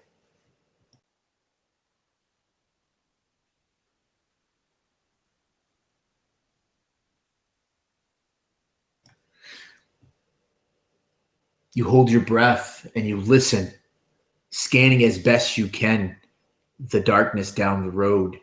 Um, you're almost startled as this form almost materializes out of nowhere, 10 feet from you, and you hear this very timid female voice say, "I'm ever so hungry. Do you have any food?" And as the form inches closer to you, you can see as she gets into the dim light of your campfire, it's the young girl from earlier, and she looks worse for wear. She looks haggard. You notice that she has no shoes upon her feet. Her feet are bare, and they're dirty, and you can see they're also bloody, where she has probably stepped upon sharp stone and whatnot. And she just stops about 8 feet from you where you're sitting.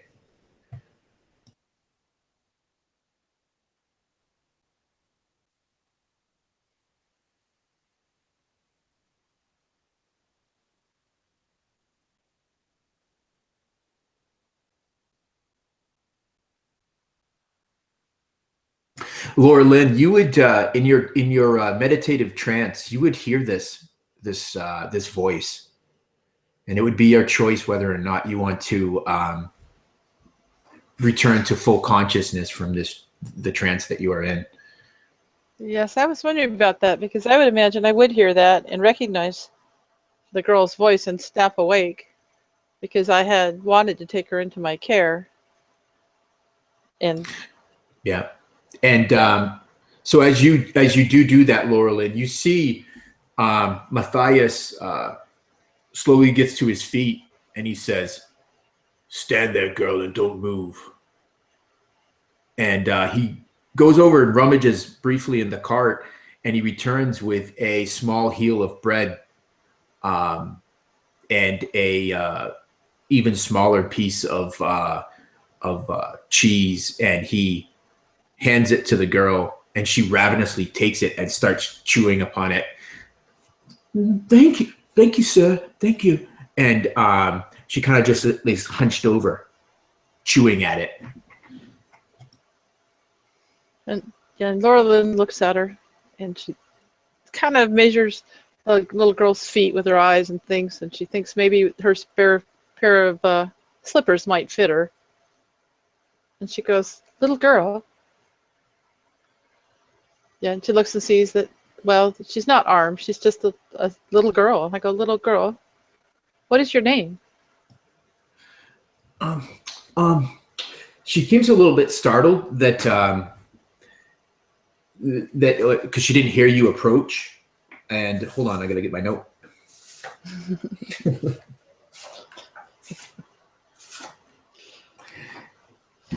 Awen, I'm called Awen. And she wipes crust from her mouth, and you see her try to brush off this stained and worn dress that she's wearing. The bottom hem all tattered and threadbare, but you see her still try to wipe the crumbs free. Right.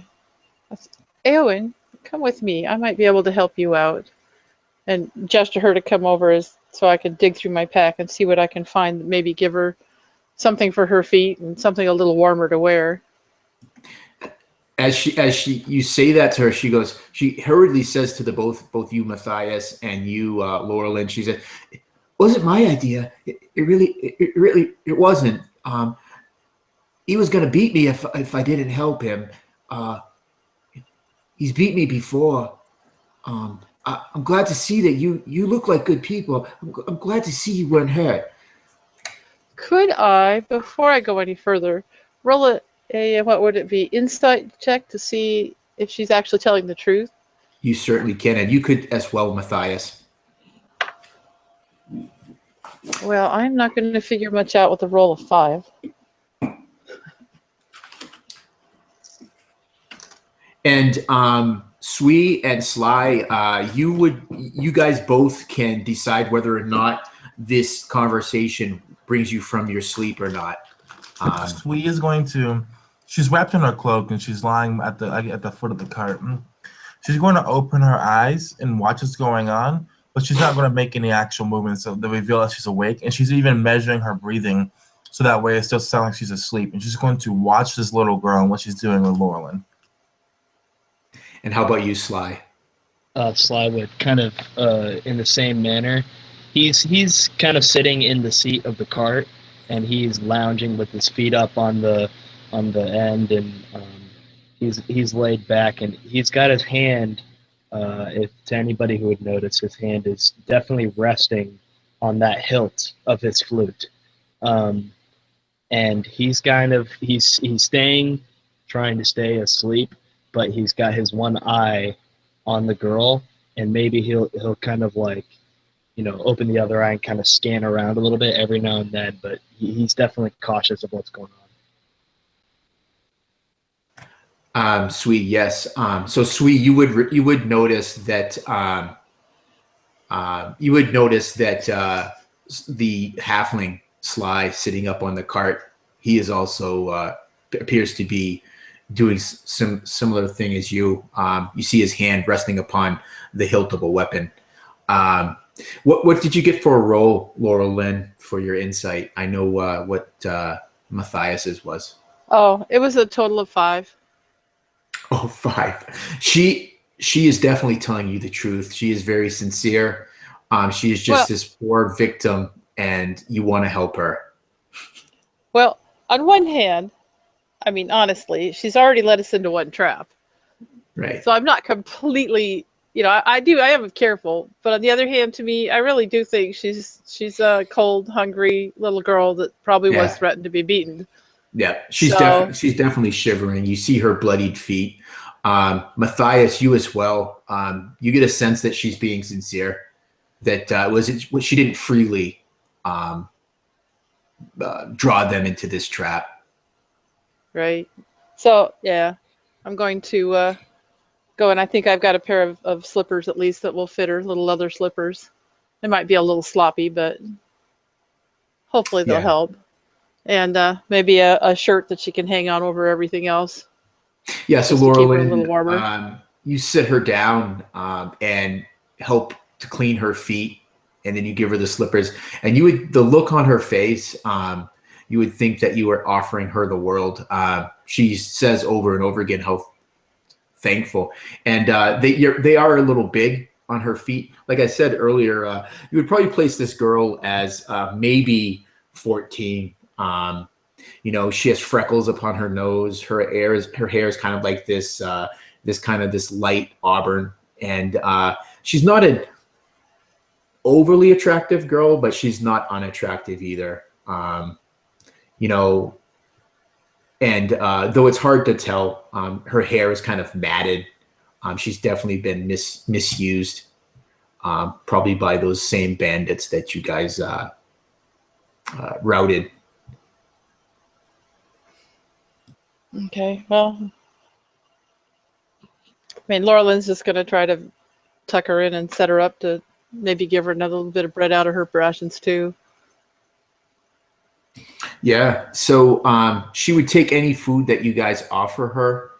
And hold on a second, Matthias, I'll get right to that. So in the same time while you're doing the feet and giving her these slippers, she says, she kind of leans in just so you can hear Laura Lynn. She says, you wouldn't happen to be going to Shadowdale, would you?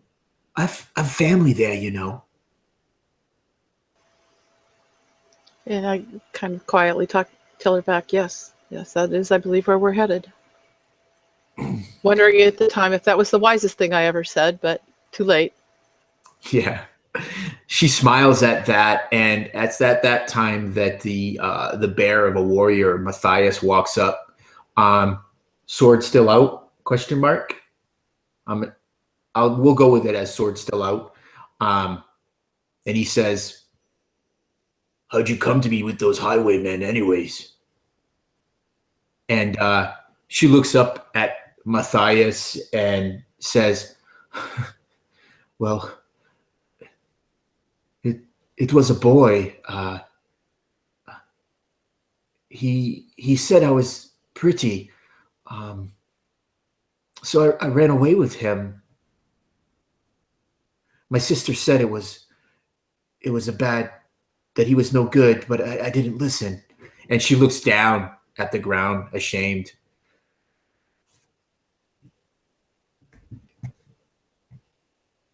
They made me do terrible things.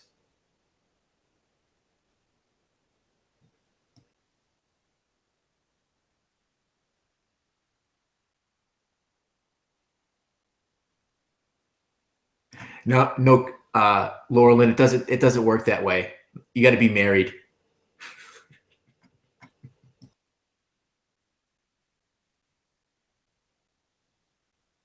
Is there anything else that you guys would want to do or whatnot with the girl?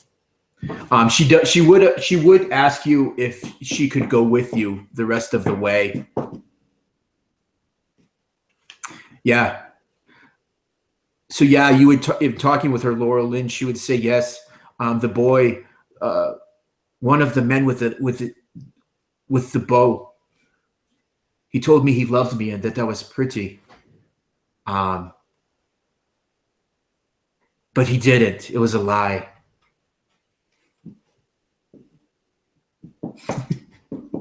It'll be semi-dark, like PG-13 dark.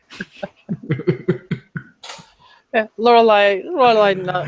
Yes, Lorelai Marquise. nods. Yes, that she did, but that'll be like that's all off-camera stuff. Doesn't come into the story. Fill in those blanks on your own. Yeah,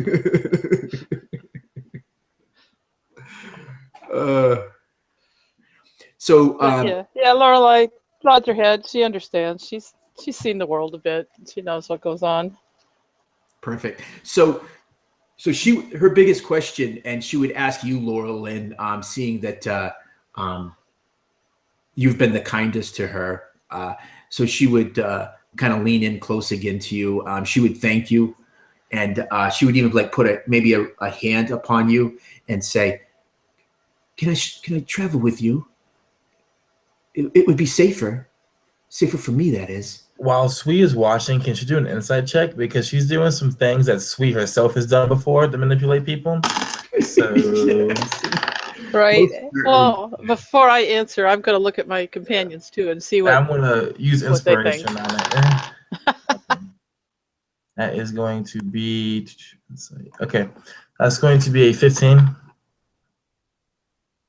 Yeah. You don't sense any deception from her. You've meticulously watched her mannerisms, tone of voice, the rhythm of her voice, and it seems sincere to you, Sui. Sui, still not moving to think, still not moving to the fact that she's awake. She looks to Laura Lynn, and she knows that Laura Lynn probably knows that Sui is lying there, awake and watching in silence. And she just slightly nods her head, so slightly no one else would really be able to notice it. And she closes her eyes, and she's going to just focus on her hearing and try to listen for anything else out in the forest as they go ahead and they do their dealings.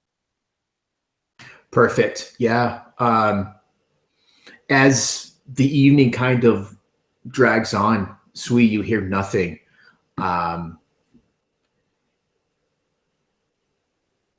No signs of bandits sneaking up upon your camp. You just hear occasionally the call of an owl and the sounds of crickets off in the distance.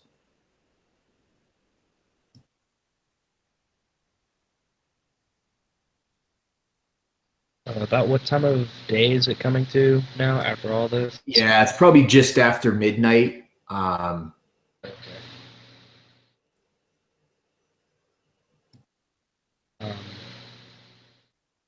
Okay. Yeah, Sly's gonna kind of hang out in his cart, kind of away from the rest. Okay, cool. Hold on a second. I missed something that Matthias had put in the chat. Thank you, Assistant Game Master Strider. How would you do that? I would love to know how you do that, Matthias. How?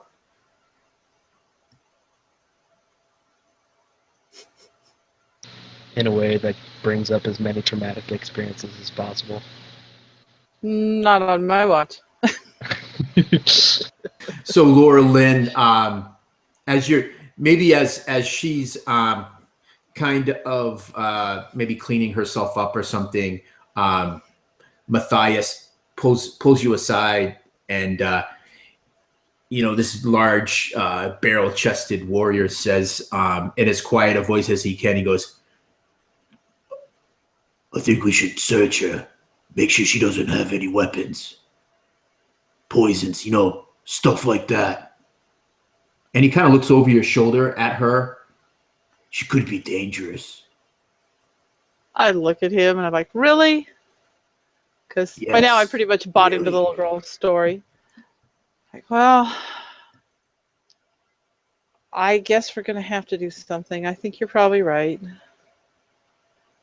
And Laura Lynn thinks about this for a while. She asks the little girl, would there happen to be like a stream or something nearby?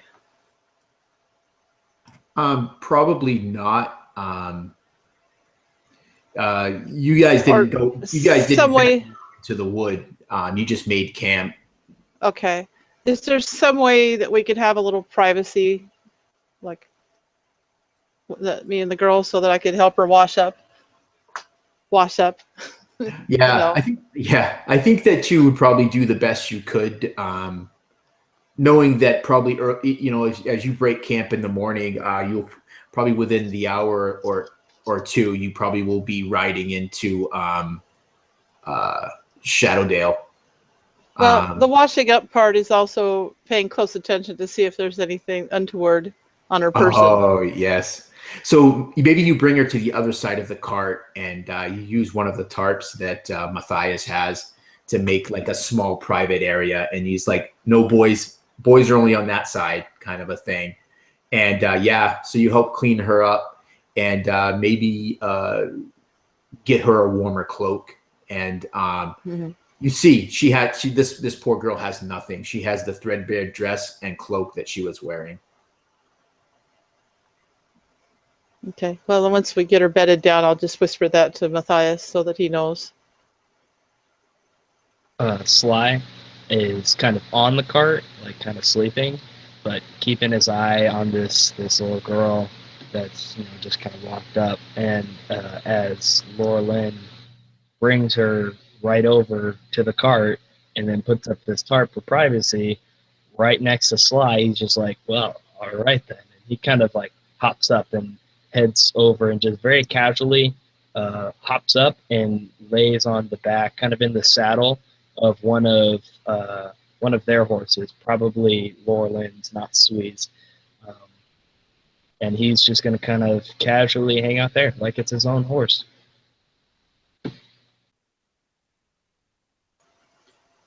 I don't know that Zanetta would allow that. Yeah, probably not. As you approach the horse, it just kind of what is that called? Knickers? Yeah, Wicker. Wicker's a quiet nicker. Yeah. And Nay's a loud one. Yeah. Okay, so it's more of a loud one. It's kind of a warning. Don't come any closer to me, small, fuzzy footed. Yeah. And he kind of like there you go. He kind of has the job, Carol. Oh, I know my horses. He kind of has a little stare down with the horse, and he kind of like moves to one side, like, am I going to be able to get around this? It stomps up into the ground, and his nostrils flare. And you see this beast. This is an elven steed, so you know it's pretty well trained. Probably with your better judgment would say probably not sleeping on the horse tonight. Yeah, so he kind of like fixes his dress and everything like that didn't just happen, and he kind of like wanders over maybe towards Sweet's horse and kind of like gives it a quick glance in the eye, like, are you going to do the same? And he probably gets the same sort of reaction. He's, well, all right then. And he's going to go kind of sidle up on the other side of the fire from Matthias. Yeah. So you kind of roll out a bedroll there and make yourself as comfortable as you can, throwing it, maybe tossing off a couple of rocks as you kind of get your spot. If there's anything else anyone else is going to do tonight, otherwise the night would continue. You get the girls settled. Now, which camp is the girl in? Camp girl or camp boy? I'm assuming camp girl. Yes, I would put her close to me because I'm not going to need to really sleep much more, and I can Right. kind of keep an eye on her as well as Right. whatever I'm doing. Yeah, so she quickly falls asleep, probably within if not seconds, within minutes of when you help settle her down, and then she's gently breathing. Unless the rest of you are doing anything else, you guys go back to your watch. You sleep through the rest of the night. You all wake up in the morning. Girl is still there. Everything else that should be there is there. It's again another nice day. Again, there's that coolness in the air, foreshadowing the winter. But as you kind of break your fast and pack up what the cart, you head, and as expected, within a couple of hours, you're riding into the village of Shadowdale. You see that even at this earlier hour, it seems to be alive with traffic. What strikes many of you as odd is that is just the population in this village. Not only is there common folk, but you see fellow adventurers, others that have traveled much like you, Sly, seen combat like you, Matthias and Laura Lynn. And how much of the world have you seen, Sui? How much have you spent with your parents traveling? Seen enough. Her parents and her traveled a lot when she was younger, and also through the stories, which were just like these epic tales of what they would do and everything. She's learned a lot, and her actual travels herself, it took her a while to get to Lord Mahan's domain, and it's been a while since then as well. So while she isn't as world-traveled as Sly is, she has seen her fair share of towns and adventurers and woods and all that stuff. So you ride into town, and the closer you got to Shadowdale, the more you saw Eowyn becoming more of the child in her coming out, despite her injuries. She's like looking up over the edge of the cart, past Sly. We're almost there. We're almost there. With an A instead of an O.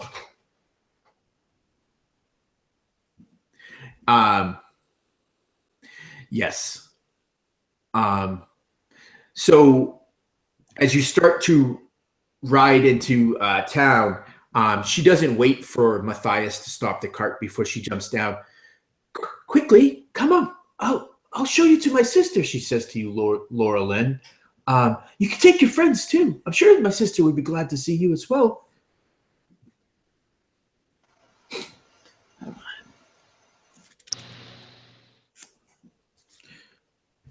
And sorry. Oh, I'm sorry. I was having trouble with my mute. My computer's lagging, but I'm going to look towards Sui, kind of to see what she has in mind.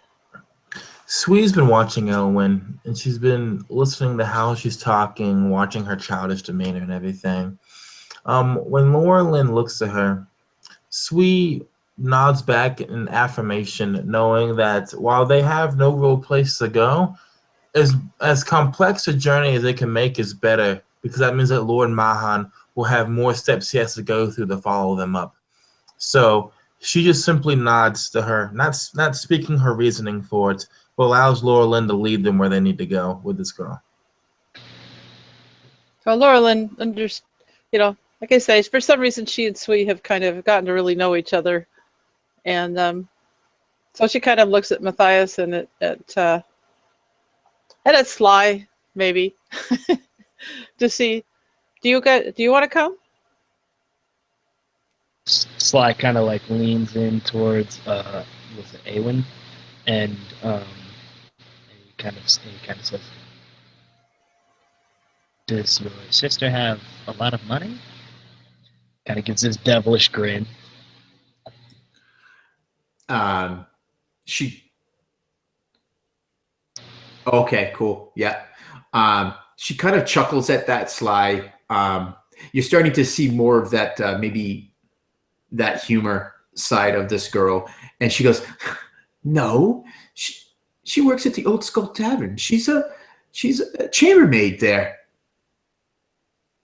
And he kind of like shrugs, like, "Well, it was worth a shot." And so, Laurel Lynn, are you riding your horse as well, like Sui, or maybe alongside the cart? I would say I probably was riding my horse alongside the cart, yes. That's Yeah, really a more comfortable ride. Yeah, you're feeling better today, Hmm. and the pace is slow enough that you're not jostling your injury to your lung. Um, so she immediately starts running off down the street, and so you would hear Matthias say, as Sui and Laura Lynn, as you guys kind of ride up alongside he and Sly, he says, "Be careful with that one," and he clucks and gets his horse moving, and yeah. So maybe Matthias, you don't. Oh yeah, so you say that to Sly. Matthias looks down at his little friend and he says, "We should follow at a distance to see what happens." And Sly kind of nonchalantly, "Fair enough." And he's pulled his lute out now, and he's kind of plucking a little tune as they go. And since they're going at a slow enough pace, he's probably in and out of the cart a lot. He's pretty quick, and he's very nimble. So he's probably like walking quickly alongside the cart, and stepping down, walking quickly alongside it, then stepping back on the back end of it, kind of spinning around here and there. But as he's doing so, he's kind of like checking out the surrounding area. He's never been to Shadowdale before, so he's kind of wants to get a lay of the land. Yeah, so you are taking it all in. I believe Laura Lynn has traveled to Shadowdale before, at least 2 other times in her official capacity as an escort for the Elven families that she served. So you would see that not much has changed since your last visit here, Laura Lynn, probably a few decades ago, maybe a little bit bigger.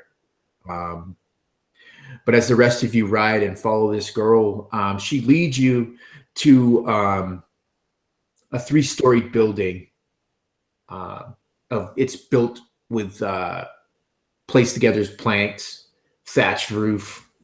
A wooden sign hanging from a metal rod above the main doors proudly proclaims this as the Old Skull Inn.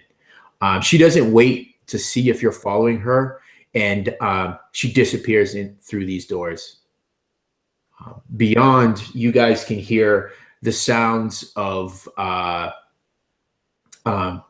just people talking. As they kind of real quick, sorry. As they kind of roll up to this, Sly is spinning around and he's not quite paying attention. Then he catches a glimpse of this tavern, and just kind of a smile creeps on his face, and he just says, "Perfect." As far as like the surrounding area, basically the build of the tavern, maybe what he can hear. I mean, Sly is no stranger to a tavern. He's been in every sort of tavern you can imagine. He's kind of trying to figure out what type of a tavern this is. Like, what's the air around here? Right. It looks to be some sort of, based on what you've seen of Shadowdale, this is the first and maybe the only inn and tavern in this village. Like I said, it's pretty nondescript. It's probably one of the larger buildings here. But beyond that, you would really see nothing else that makes it stand out to you. It looks like any other, like many other inns you've ever spent time in. Pretty casual. Yeah. All right. It's like country inn that you've stayed in, not one of the Okay. not in the larger cities. Cracker Barrel style. Got it. Right. All right, so Sui is going to look to Laurelin. She's going to go off a horse and say, I will hitch the horses, and I'm going to remove these. And she's going to, with a dagger, point at the inscriptions on the barding of the horses and everything and say, we cannot have people knowing where we got these from. You go in, talk to the little sister, figure out what's going on, and see if you can get some kind of compensation for staying here, Laureline. We will need to find a place to rest without having to spend too much. Yes? Yes, very good. That sounds like a really good idea to me. And then when Laureline gets off her horse, so what Sweet's going to do, she's going to take the horses, she's going to hitch them, and then on the saddles and everything, she's going to start using her dagger to basically mar and to cut off the inscriptions and the names of everything of Lord Mahan that was covering the horses. Actually, if you're okay with it, Sui, maybe we could assume that you guys would have done that maybe the evening before you got there. That's fine, yeah. Because I'm just thinking there's not a lot of people milling around yet on the streets, but probably enough that that someone would see you doing that. And I think that both you and Laura Lynn would probably have known better than that. So yeah, you've removed all the insignia at this point. So then she would just change the markings. So she would just basically, she would hitch the horses. She'd talk to the saddle boy. She'd basically, quickly say, blah, blah, blah, blah, these are good horses, you don't have anyone touch them. And then she would just go back inside of the tavern where Laura Lynn is presumably already went inside. Yeah, so a young man, probably in his early 20s, introduces himself as Bardag. Sui does not care, but she hands him the reins to these horses, and he makes some comment about how fine of beasts they are, and he leads them in. And I'm assuming that Matthias, that you would drive your cart over to where they stable the horses at this inn. So when you enter the inn, you come into this large tap room with like a dozen tables seated with seats arranged around them. You immediately see the young girl standing in this small like gaggle of people in the center of this tap room. She seems to be talking 1,000 miles a minute. You see a couple of the folks standing around her crying. You see one woman maybe in her later, maybe late 40s, hair more gray than black now. Her arms folded beneath her breasts, sternly looking at the child. Her maybe the look on her face is more disapproving.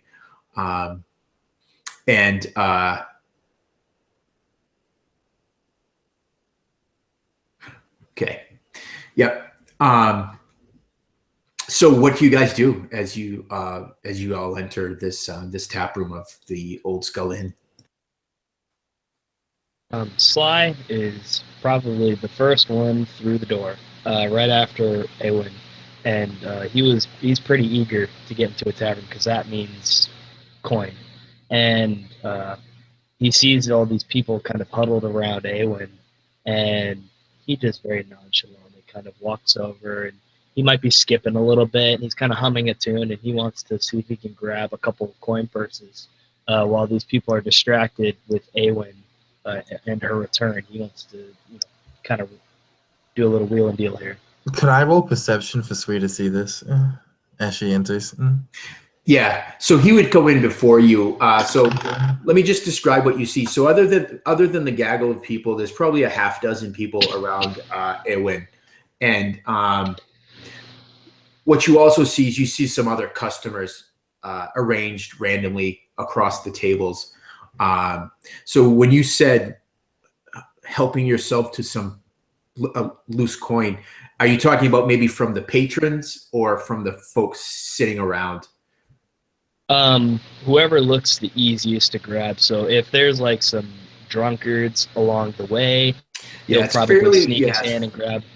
fairly early in the morning. So what you see is most people are just drinking watered down ale with a like a breakfast type meal. You know, cold dried meats, cheeses.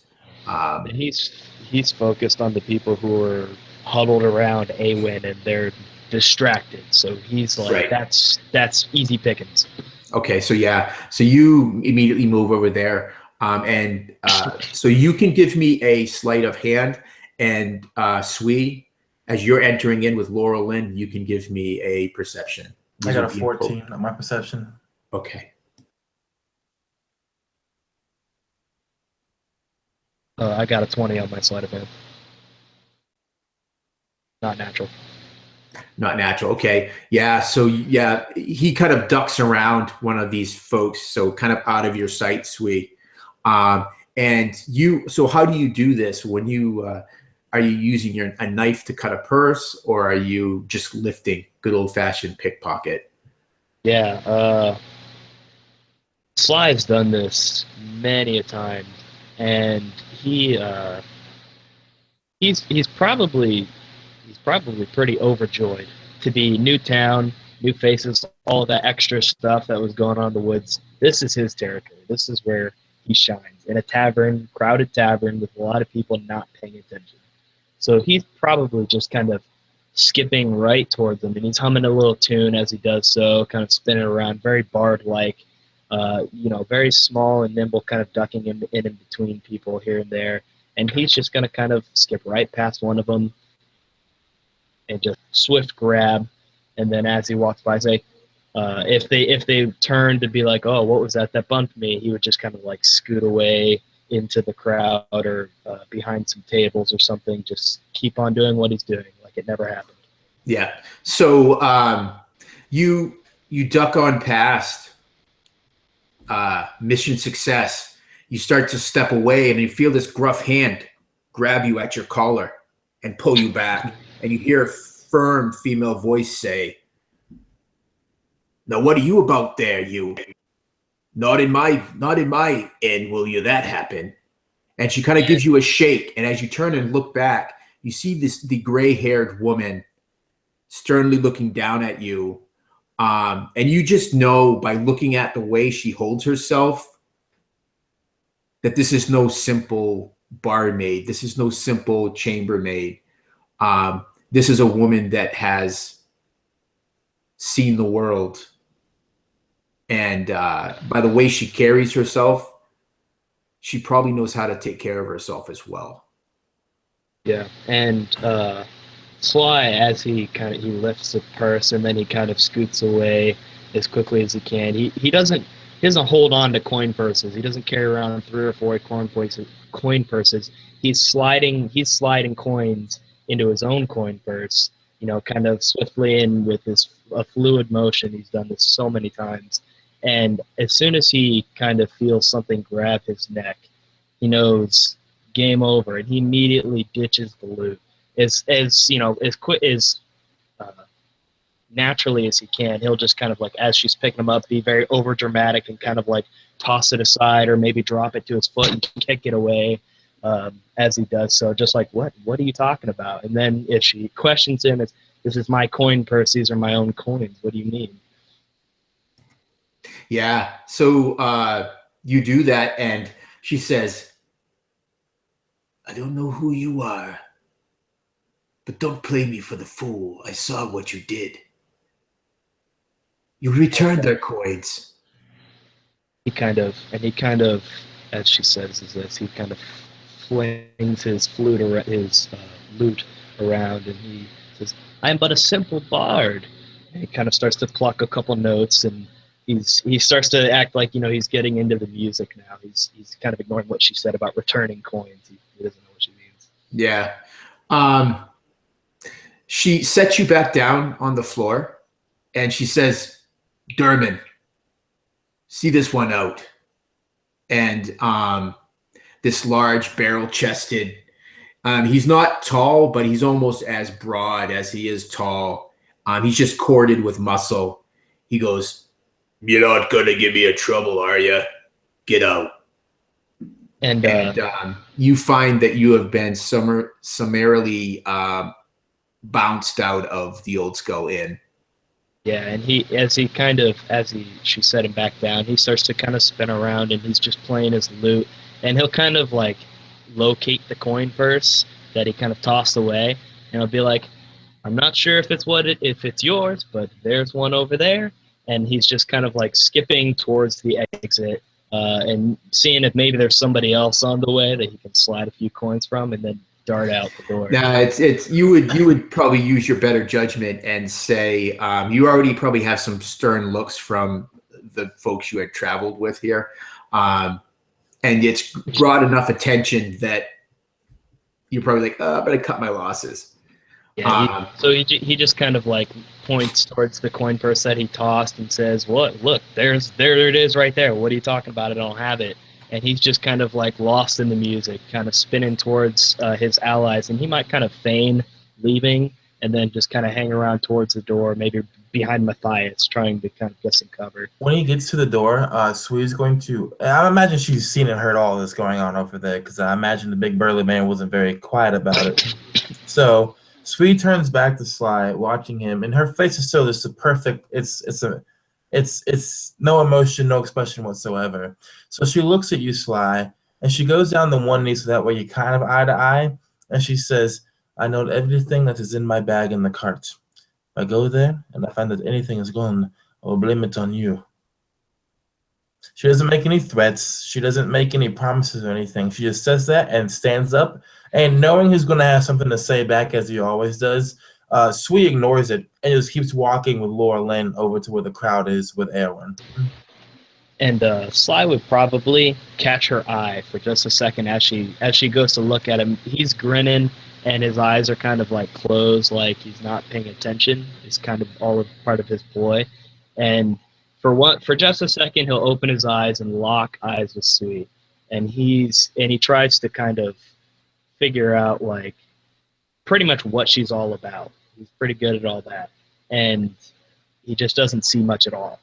He doesn't see much of anything except for that cold-hearted malice, and he kind of takes the hint and he just grins, and you don't hear the normal retort that you do. It's just kind of a devious, a devilish little laugh. You just gotta and he just keeps on playing his lute, and he's spinning around kind of like a ballerina. I would wonder, and you could correct me if I'm wrong, Sui, but it's not malice on your face. It's actually the absence of malice. It's the absence of anything. It's this complete. It's not apathy, but it's a lack of emotional caring for anything that anyone is doing. So everything she says is just completely matter of fact and straightforward. Right, and that's probably what he would pick up on, and he and he just kind of like, mental note, and then keeps on what he's doing. Perfect. So what are the rest of you doing? So just really quickly, actually, so Dermot would actually make sure that Sly, you're not hanging around at the door. If you don't, on your own power, make your way out the door, he will gladly help you. And as Sly does, kind of hang around towards Matthias, like, okay, all right, yeah, everything's done. Here are my friends. I'm just gonna keep on doing, my business. And then he kind of gets this look from the strapping man there, and he kind of, oh, I understand, and he spins his way right out the door, almost like nothing happened. Like you wouldn't be able to tell that he just got caught stealing something or anything. He shows no remorse or no guilt. He doesn't even think he got caught, and he will head outside.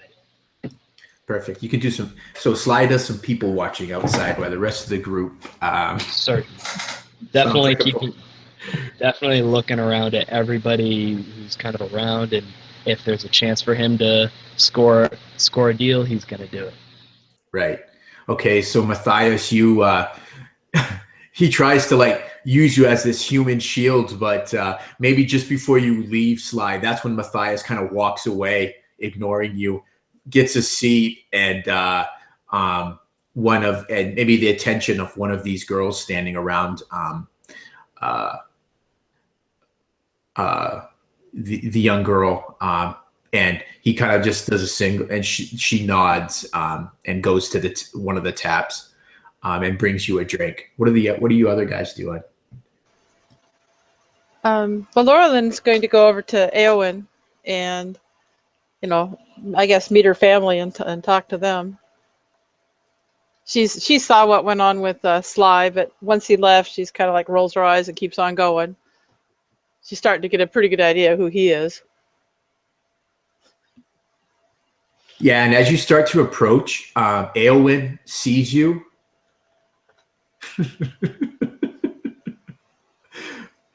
Eowyn sees you, and she's like, "She's one there. She gave me these slippers," and she kind of shows these over large slippers on her feet, and the whole group of people turn to look at you, with the exception of the silver-haired woman who has retrieved the purse that Sly had definitely dropped down his leg onto his foot and kicked off to the side, and she's returning it to the person it was liberated from.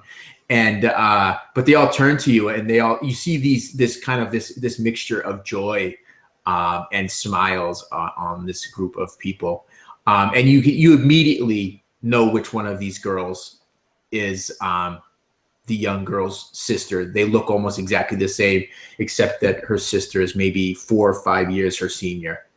And she goes, come here. I want to introduce you. These others too. And she sees the rest of you. And she kind of looks and she goes, where's the little one? Well, he had to go outside for a while. He had business. And just off in the distance, they might hear Sly kind of singing a song outside. And now he's made the front porch of I'm sorry, what was the name of the tavern? It's the Old Skull Inn. Yeah, he's made the front porch of the Old Skull Inn his new setup. And anybody who walks by, he sings a song and kind of tries to lure them into his little show. Sweet, upon having Eowyn point to them, she's been around people enough, and she's learned from her parents that there's some facial features that people like a lot more than just a cold, blank expression. And so she smiles, and her smile looks completely natural, as if she's really happy about what's going on. And she says in a sweet voice, uncharacteristic of Sweet, "We are very happy that we could bring her back.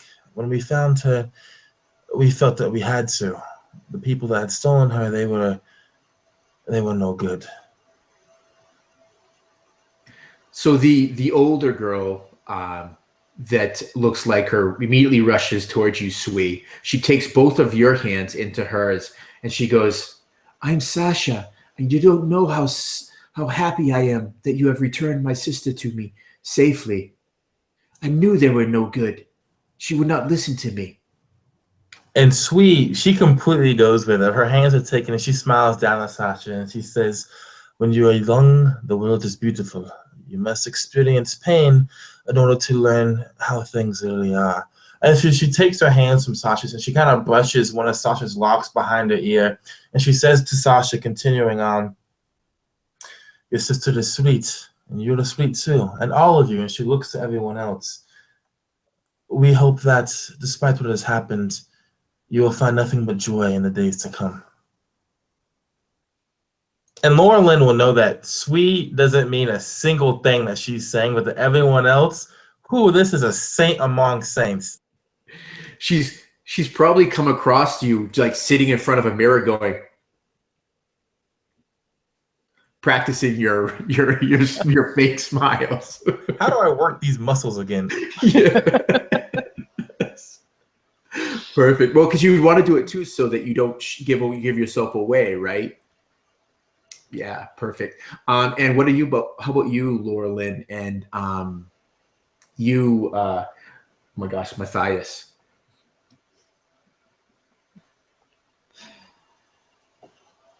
Well, I start talking to her older sister and just say, well, she needed our protection, she needed our help, and they used her very, very badly. I really hope that you can take her in and take care of her. Now that she's back, I shall watch her with both eyes, Sasha says. And several of the other people that have now they've all encircled around you. So you get a lot of close people time. And so they're like just like hammering questions at you. And you guys, I guess, are doing I mean, I imagine Sweet's just very methodically answering the questions as factually as she can. And so you guys are doing that. And it's at that point that the silver-haired woman approaches you, Laura Lynn, and she says, I am Jehiel Silvermane. This is my inn. That little miscreant, the one that I caught stealing, is he with you? Well, we met him on the road on the way in with his friend. I pointed at Matthias, who seems very stolid. But I'm not so sure about that one. Miss Silvermane, he, when we rescued Erwin, there was some accidents with the cart and the road. Sly was involved. I will not say that he is our friend, but his friend here, Matthias, and she points to the old soldier, he is part of the reason why we were able to rescue Erwin. And so while we do not fully associate ourselves with the halfling outside, we do hope that as part of what we've done, that some things can be looked past.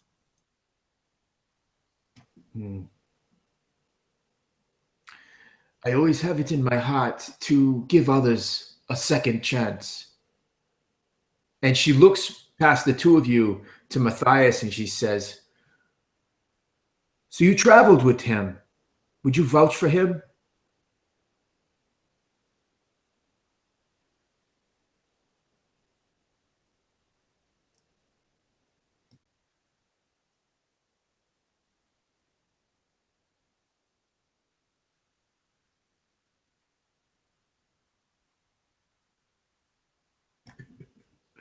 So Matthias sitting from his seat, maybe one of the first times in the short time that you other two have known him, you see him with like a little discomfort on him. Maybe he's more comfortable on the battlefield hacking off limbs than having this verbal confrontation. And he's like, well, it's like this. I met him on the road, and we've been traveling together for several days. He's a bit off, but he means well. I will keep an eye on him. You have my word on that. And she kind of levels her eyes upon him, like weighing Matthias's words, and then she curtly nods her head. Well, if the big one will watch him, then he shall be allowed to be in here. But mark my words, if anything is taken or stolen, he will see the justice that all thieves get here. Am I understood? Sweet, she doesn't bow, but she nods her head, and dropping her smile and taking on a look of forgiveness, no, not forgiveness, but like of asking for forgiveness and of sorrow for what Sly has done, she says to Miss Silvermane, "We will look over him closely, and I can promise you, on all the stars, the moon, and the gods that made them, that he will not steal anything else from the old skull." Laura looks at Sui like, okay. But then she looks back at Silvermane and says, yes, we will do our very best. And kind of like out of nowhere, Sly just like pops up in the middle. He probably followed somebody else on their way, and he says, "Judgment, what might that be?" You totally snuck by the bouncer. Yeah. Yeah. Like he's at the door, And as you pop up, he's kind of like, and he's just like, what might that be? Right. Kind of like So as the matron of this inn says her name, I'd like everyone to give me a history check.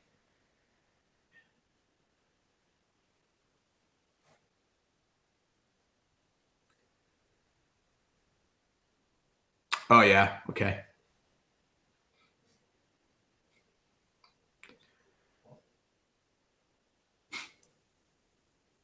All right. So Sly and Sui. Now I don't know as you necessarily would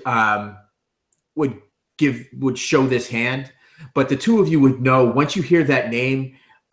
You would probably have this sinking feeling, unless you're totally a sociopath, Sly, when she says her name, because you immediately remember she's a pretty well-known and very experienced adventurer in her own right. She only has just when in her retirement she has opened this inn, and you just think to some of these stories and some of these feats that she's accomplished with her fellow adventuring cohort, and you would know that when she makes a threat of justice, she'll see it through. So it's better that you maybe keep your carnal desires in check, at least under her roof. What did you say her name was? Her name was Jahil Silvermane. And Sly would probably like make his way on top of Matthias's table and whip out his lute and kind of say, "Ah!" And he would kind of hit a tune and kind of start to sing a song. Let me tell you about the tales of old, and start to sing a song basically about her and kind of the stuff that she's done. Basically, now he's like getting on her good graces, sort of a deal, and he's singing a song about you can give me a persuasion roll. Sure. Like, trying to steal under her roof is probably not going to help you too much, but let's see what you get. Persuasion, I got a 18. Yeah. So she kind of scowls at you a bit, but you do see some softening.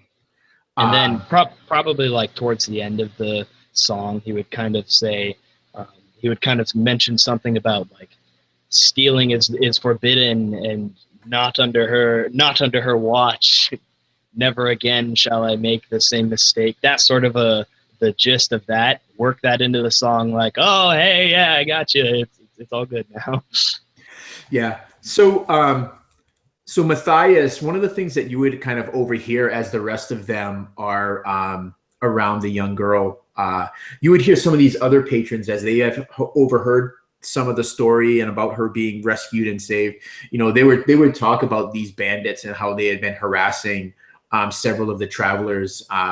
They would let larger groups of travelers go by, preying on the smaller and the weaker looking. Maybe one of them would even come up, not maybe, one of them does come up and offers to buy you a drink, having said that they've lost the shipment themselves. And you can tell by his finer attire that he's probably some smaller merchant house. And so this would go on for a little while. And one of the things that Jael would do is she would offer you guys free lodging in her inn as payment or recognition of the fine act that you did in rescuing this young girl. And so she will offer you a free month's lodging within her inn as her form of payment. And you would know this, Sui, and you would know this, Sly, that she oftentimes will being an adventurer herself, oftentimes reward adventurers when they do kind acts.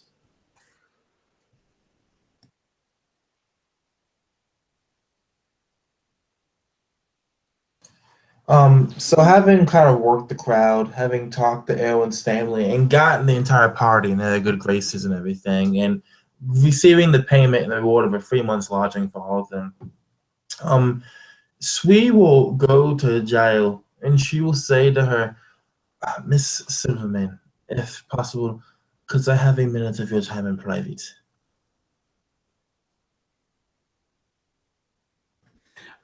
She nods at you, maybe a little bit of a quizzical look on her face, and she leads you to a private snug at the back of the tap room. When they go back down there, she leans against one of the walls. No, she doesn't lean. Sorry, she just stands straight beside one of the walls. And the playful demeanor that was on her face before is completely gone. And she looks to Silvermane and she says to her, "When we were saving Edelwyn's life, that foolish halfling ran over Laureline. She gets hurt severely. One of her lungs has collapsed. I was able to do some quick aid, but she is hurt on the inside. She does not show it easily, but she is hurt nonetheless. Is there a place, some kind of doctor, a medicine man perhaps, that can help her with her injury?"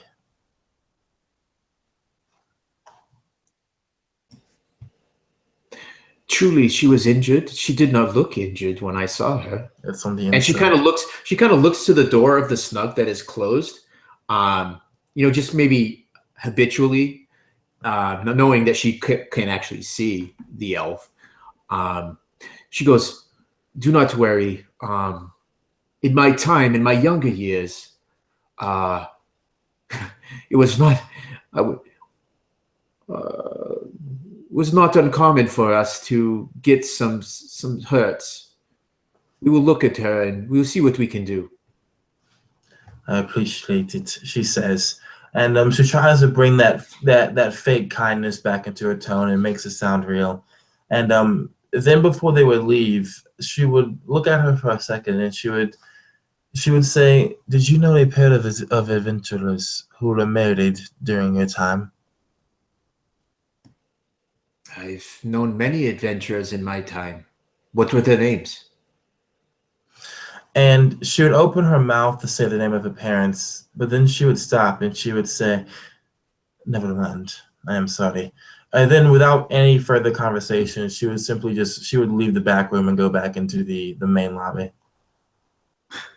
Yeah, so you leave her kind of like hanging in this snug as you just right out, and then shortly after that she follows you out. I think Matthias, so yeah, you did hear several of these other patrons talking about the bandits. Is there anything specific that you would want to do around that or ask around that?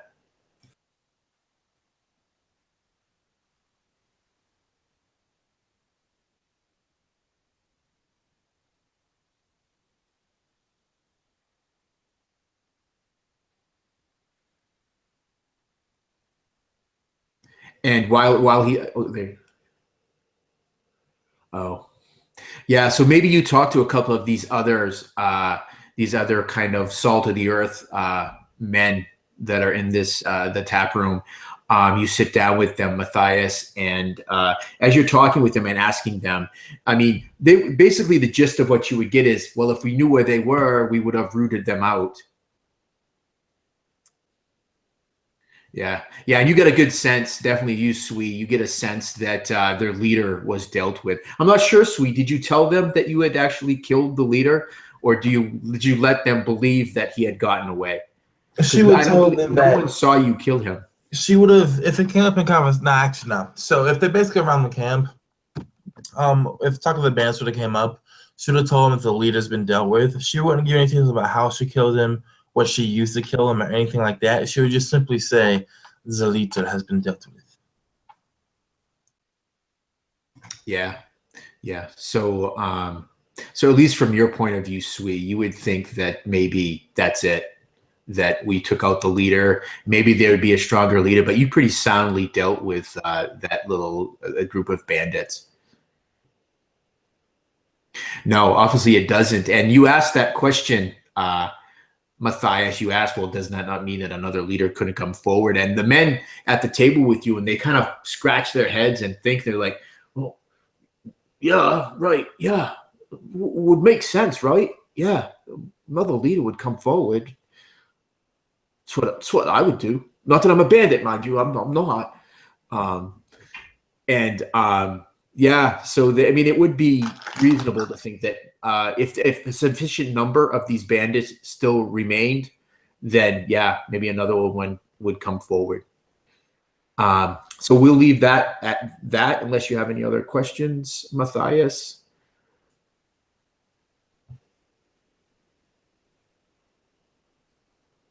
And Laura Lynn, while Matthias is maybe thinking about if he has any other questions, what are you doing?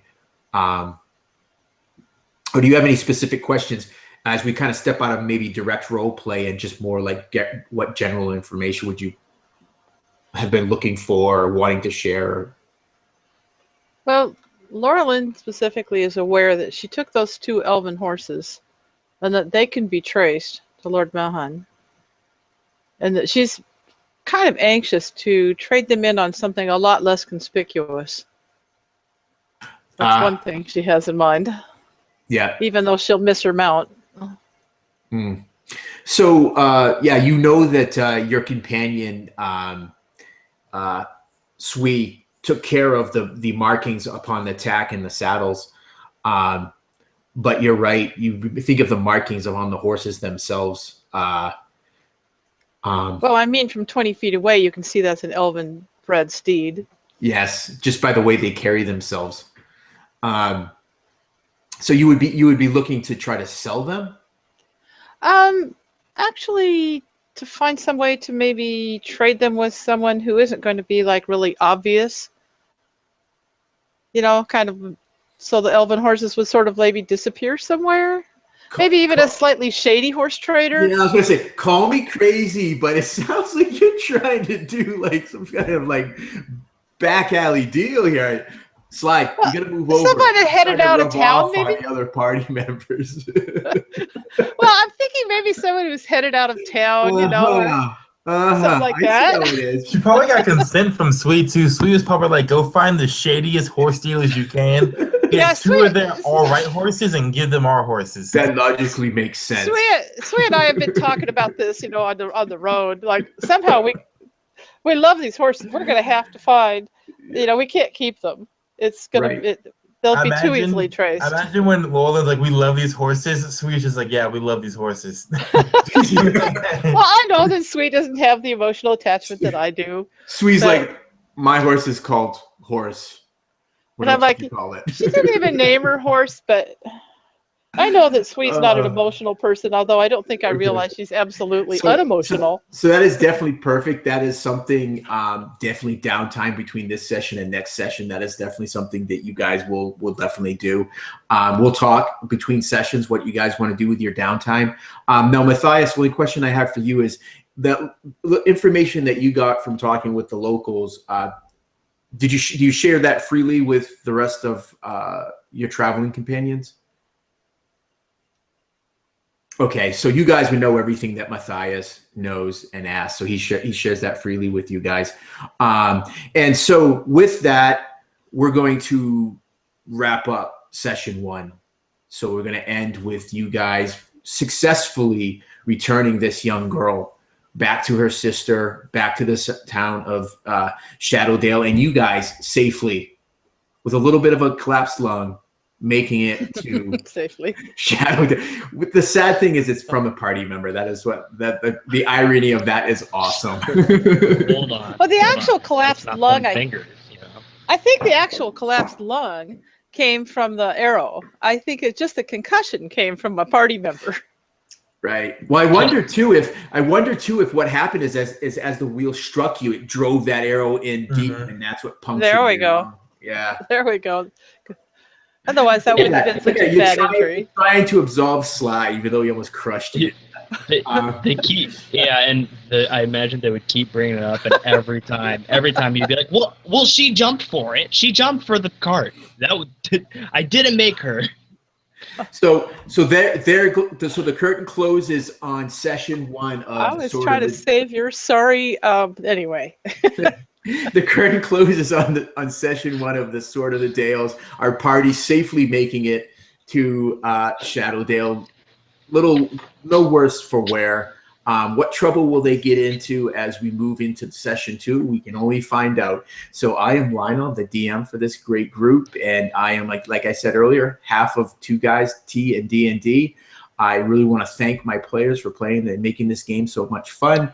And now would be a good time if folks want to do a quick little outro, and we'll start in reverse order. Marquise, take it away, man. All right, so I am the Stereotypical Strider, also known as Marquise Hardest. You can find me on my YouTube, Stereotypical Strider. I am 1/3 of a non-profit third-party publishing service called A Point of Inspiration. Basically, we put out the supplements and all that really fun stuff onto our Facebook page right now to be made to eventual books. We do have one book already out for free called Grimdark. If you are interested in seeing what we're working on and the playtest stuff we're releasing lately, just go to facebook.com/A Point of Inspiration. You can find our stuff there. Hope to see you there. And other than that, it's been a fantastic game. I've loved playing my character, and I love the party and what's going on so far. So I'm excited for the next game. Perfect. Thank you, Marquise. And yes, definitely check out Point of Inspiration stuff. It is awesome. I'm actually really bummed that you guys haven't put out some more stuff, but you guys do some really good work. So I'm glad that you guys are back at it. Next, let's go with Kyle. Hi there. I'm Kyle.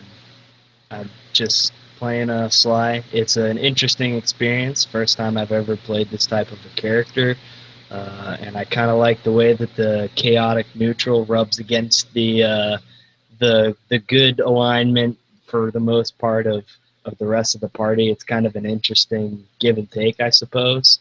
And I guess we'll see how that all plays out. All right, great. Thanks, Kyle. The important thing about playing chaotic neutral is not get yourself killed by your own party. Just a little suggestion. And or kill them. Right. And running over them with the cart might not be a good way to start. It doesn't help. It doesn't help. I figured that out. Oh dear. You can only go up from there, man. It's all good. That's it.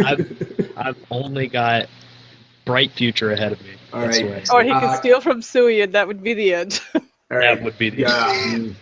Carol, share what you'd like to share. All right. Well, I'm Carol, and I really just play games and hang out with the great people in Absolute Tabletop, and totally enjoying this game and more players. Hope Tom gets his mic problem fixed so he can really join in on the next one, because I think it'll be great. And yeah, I'm having a great time playing Laurelin.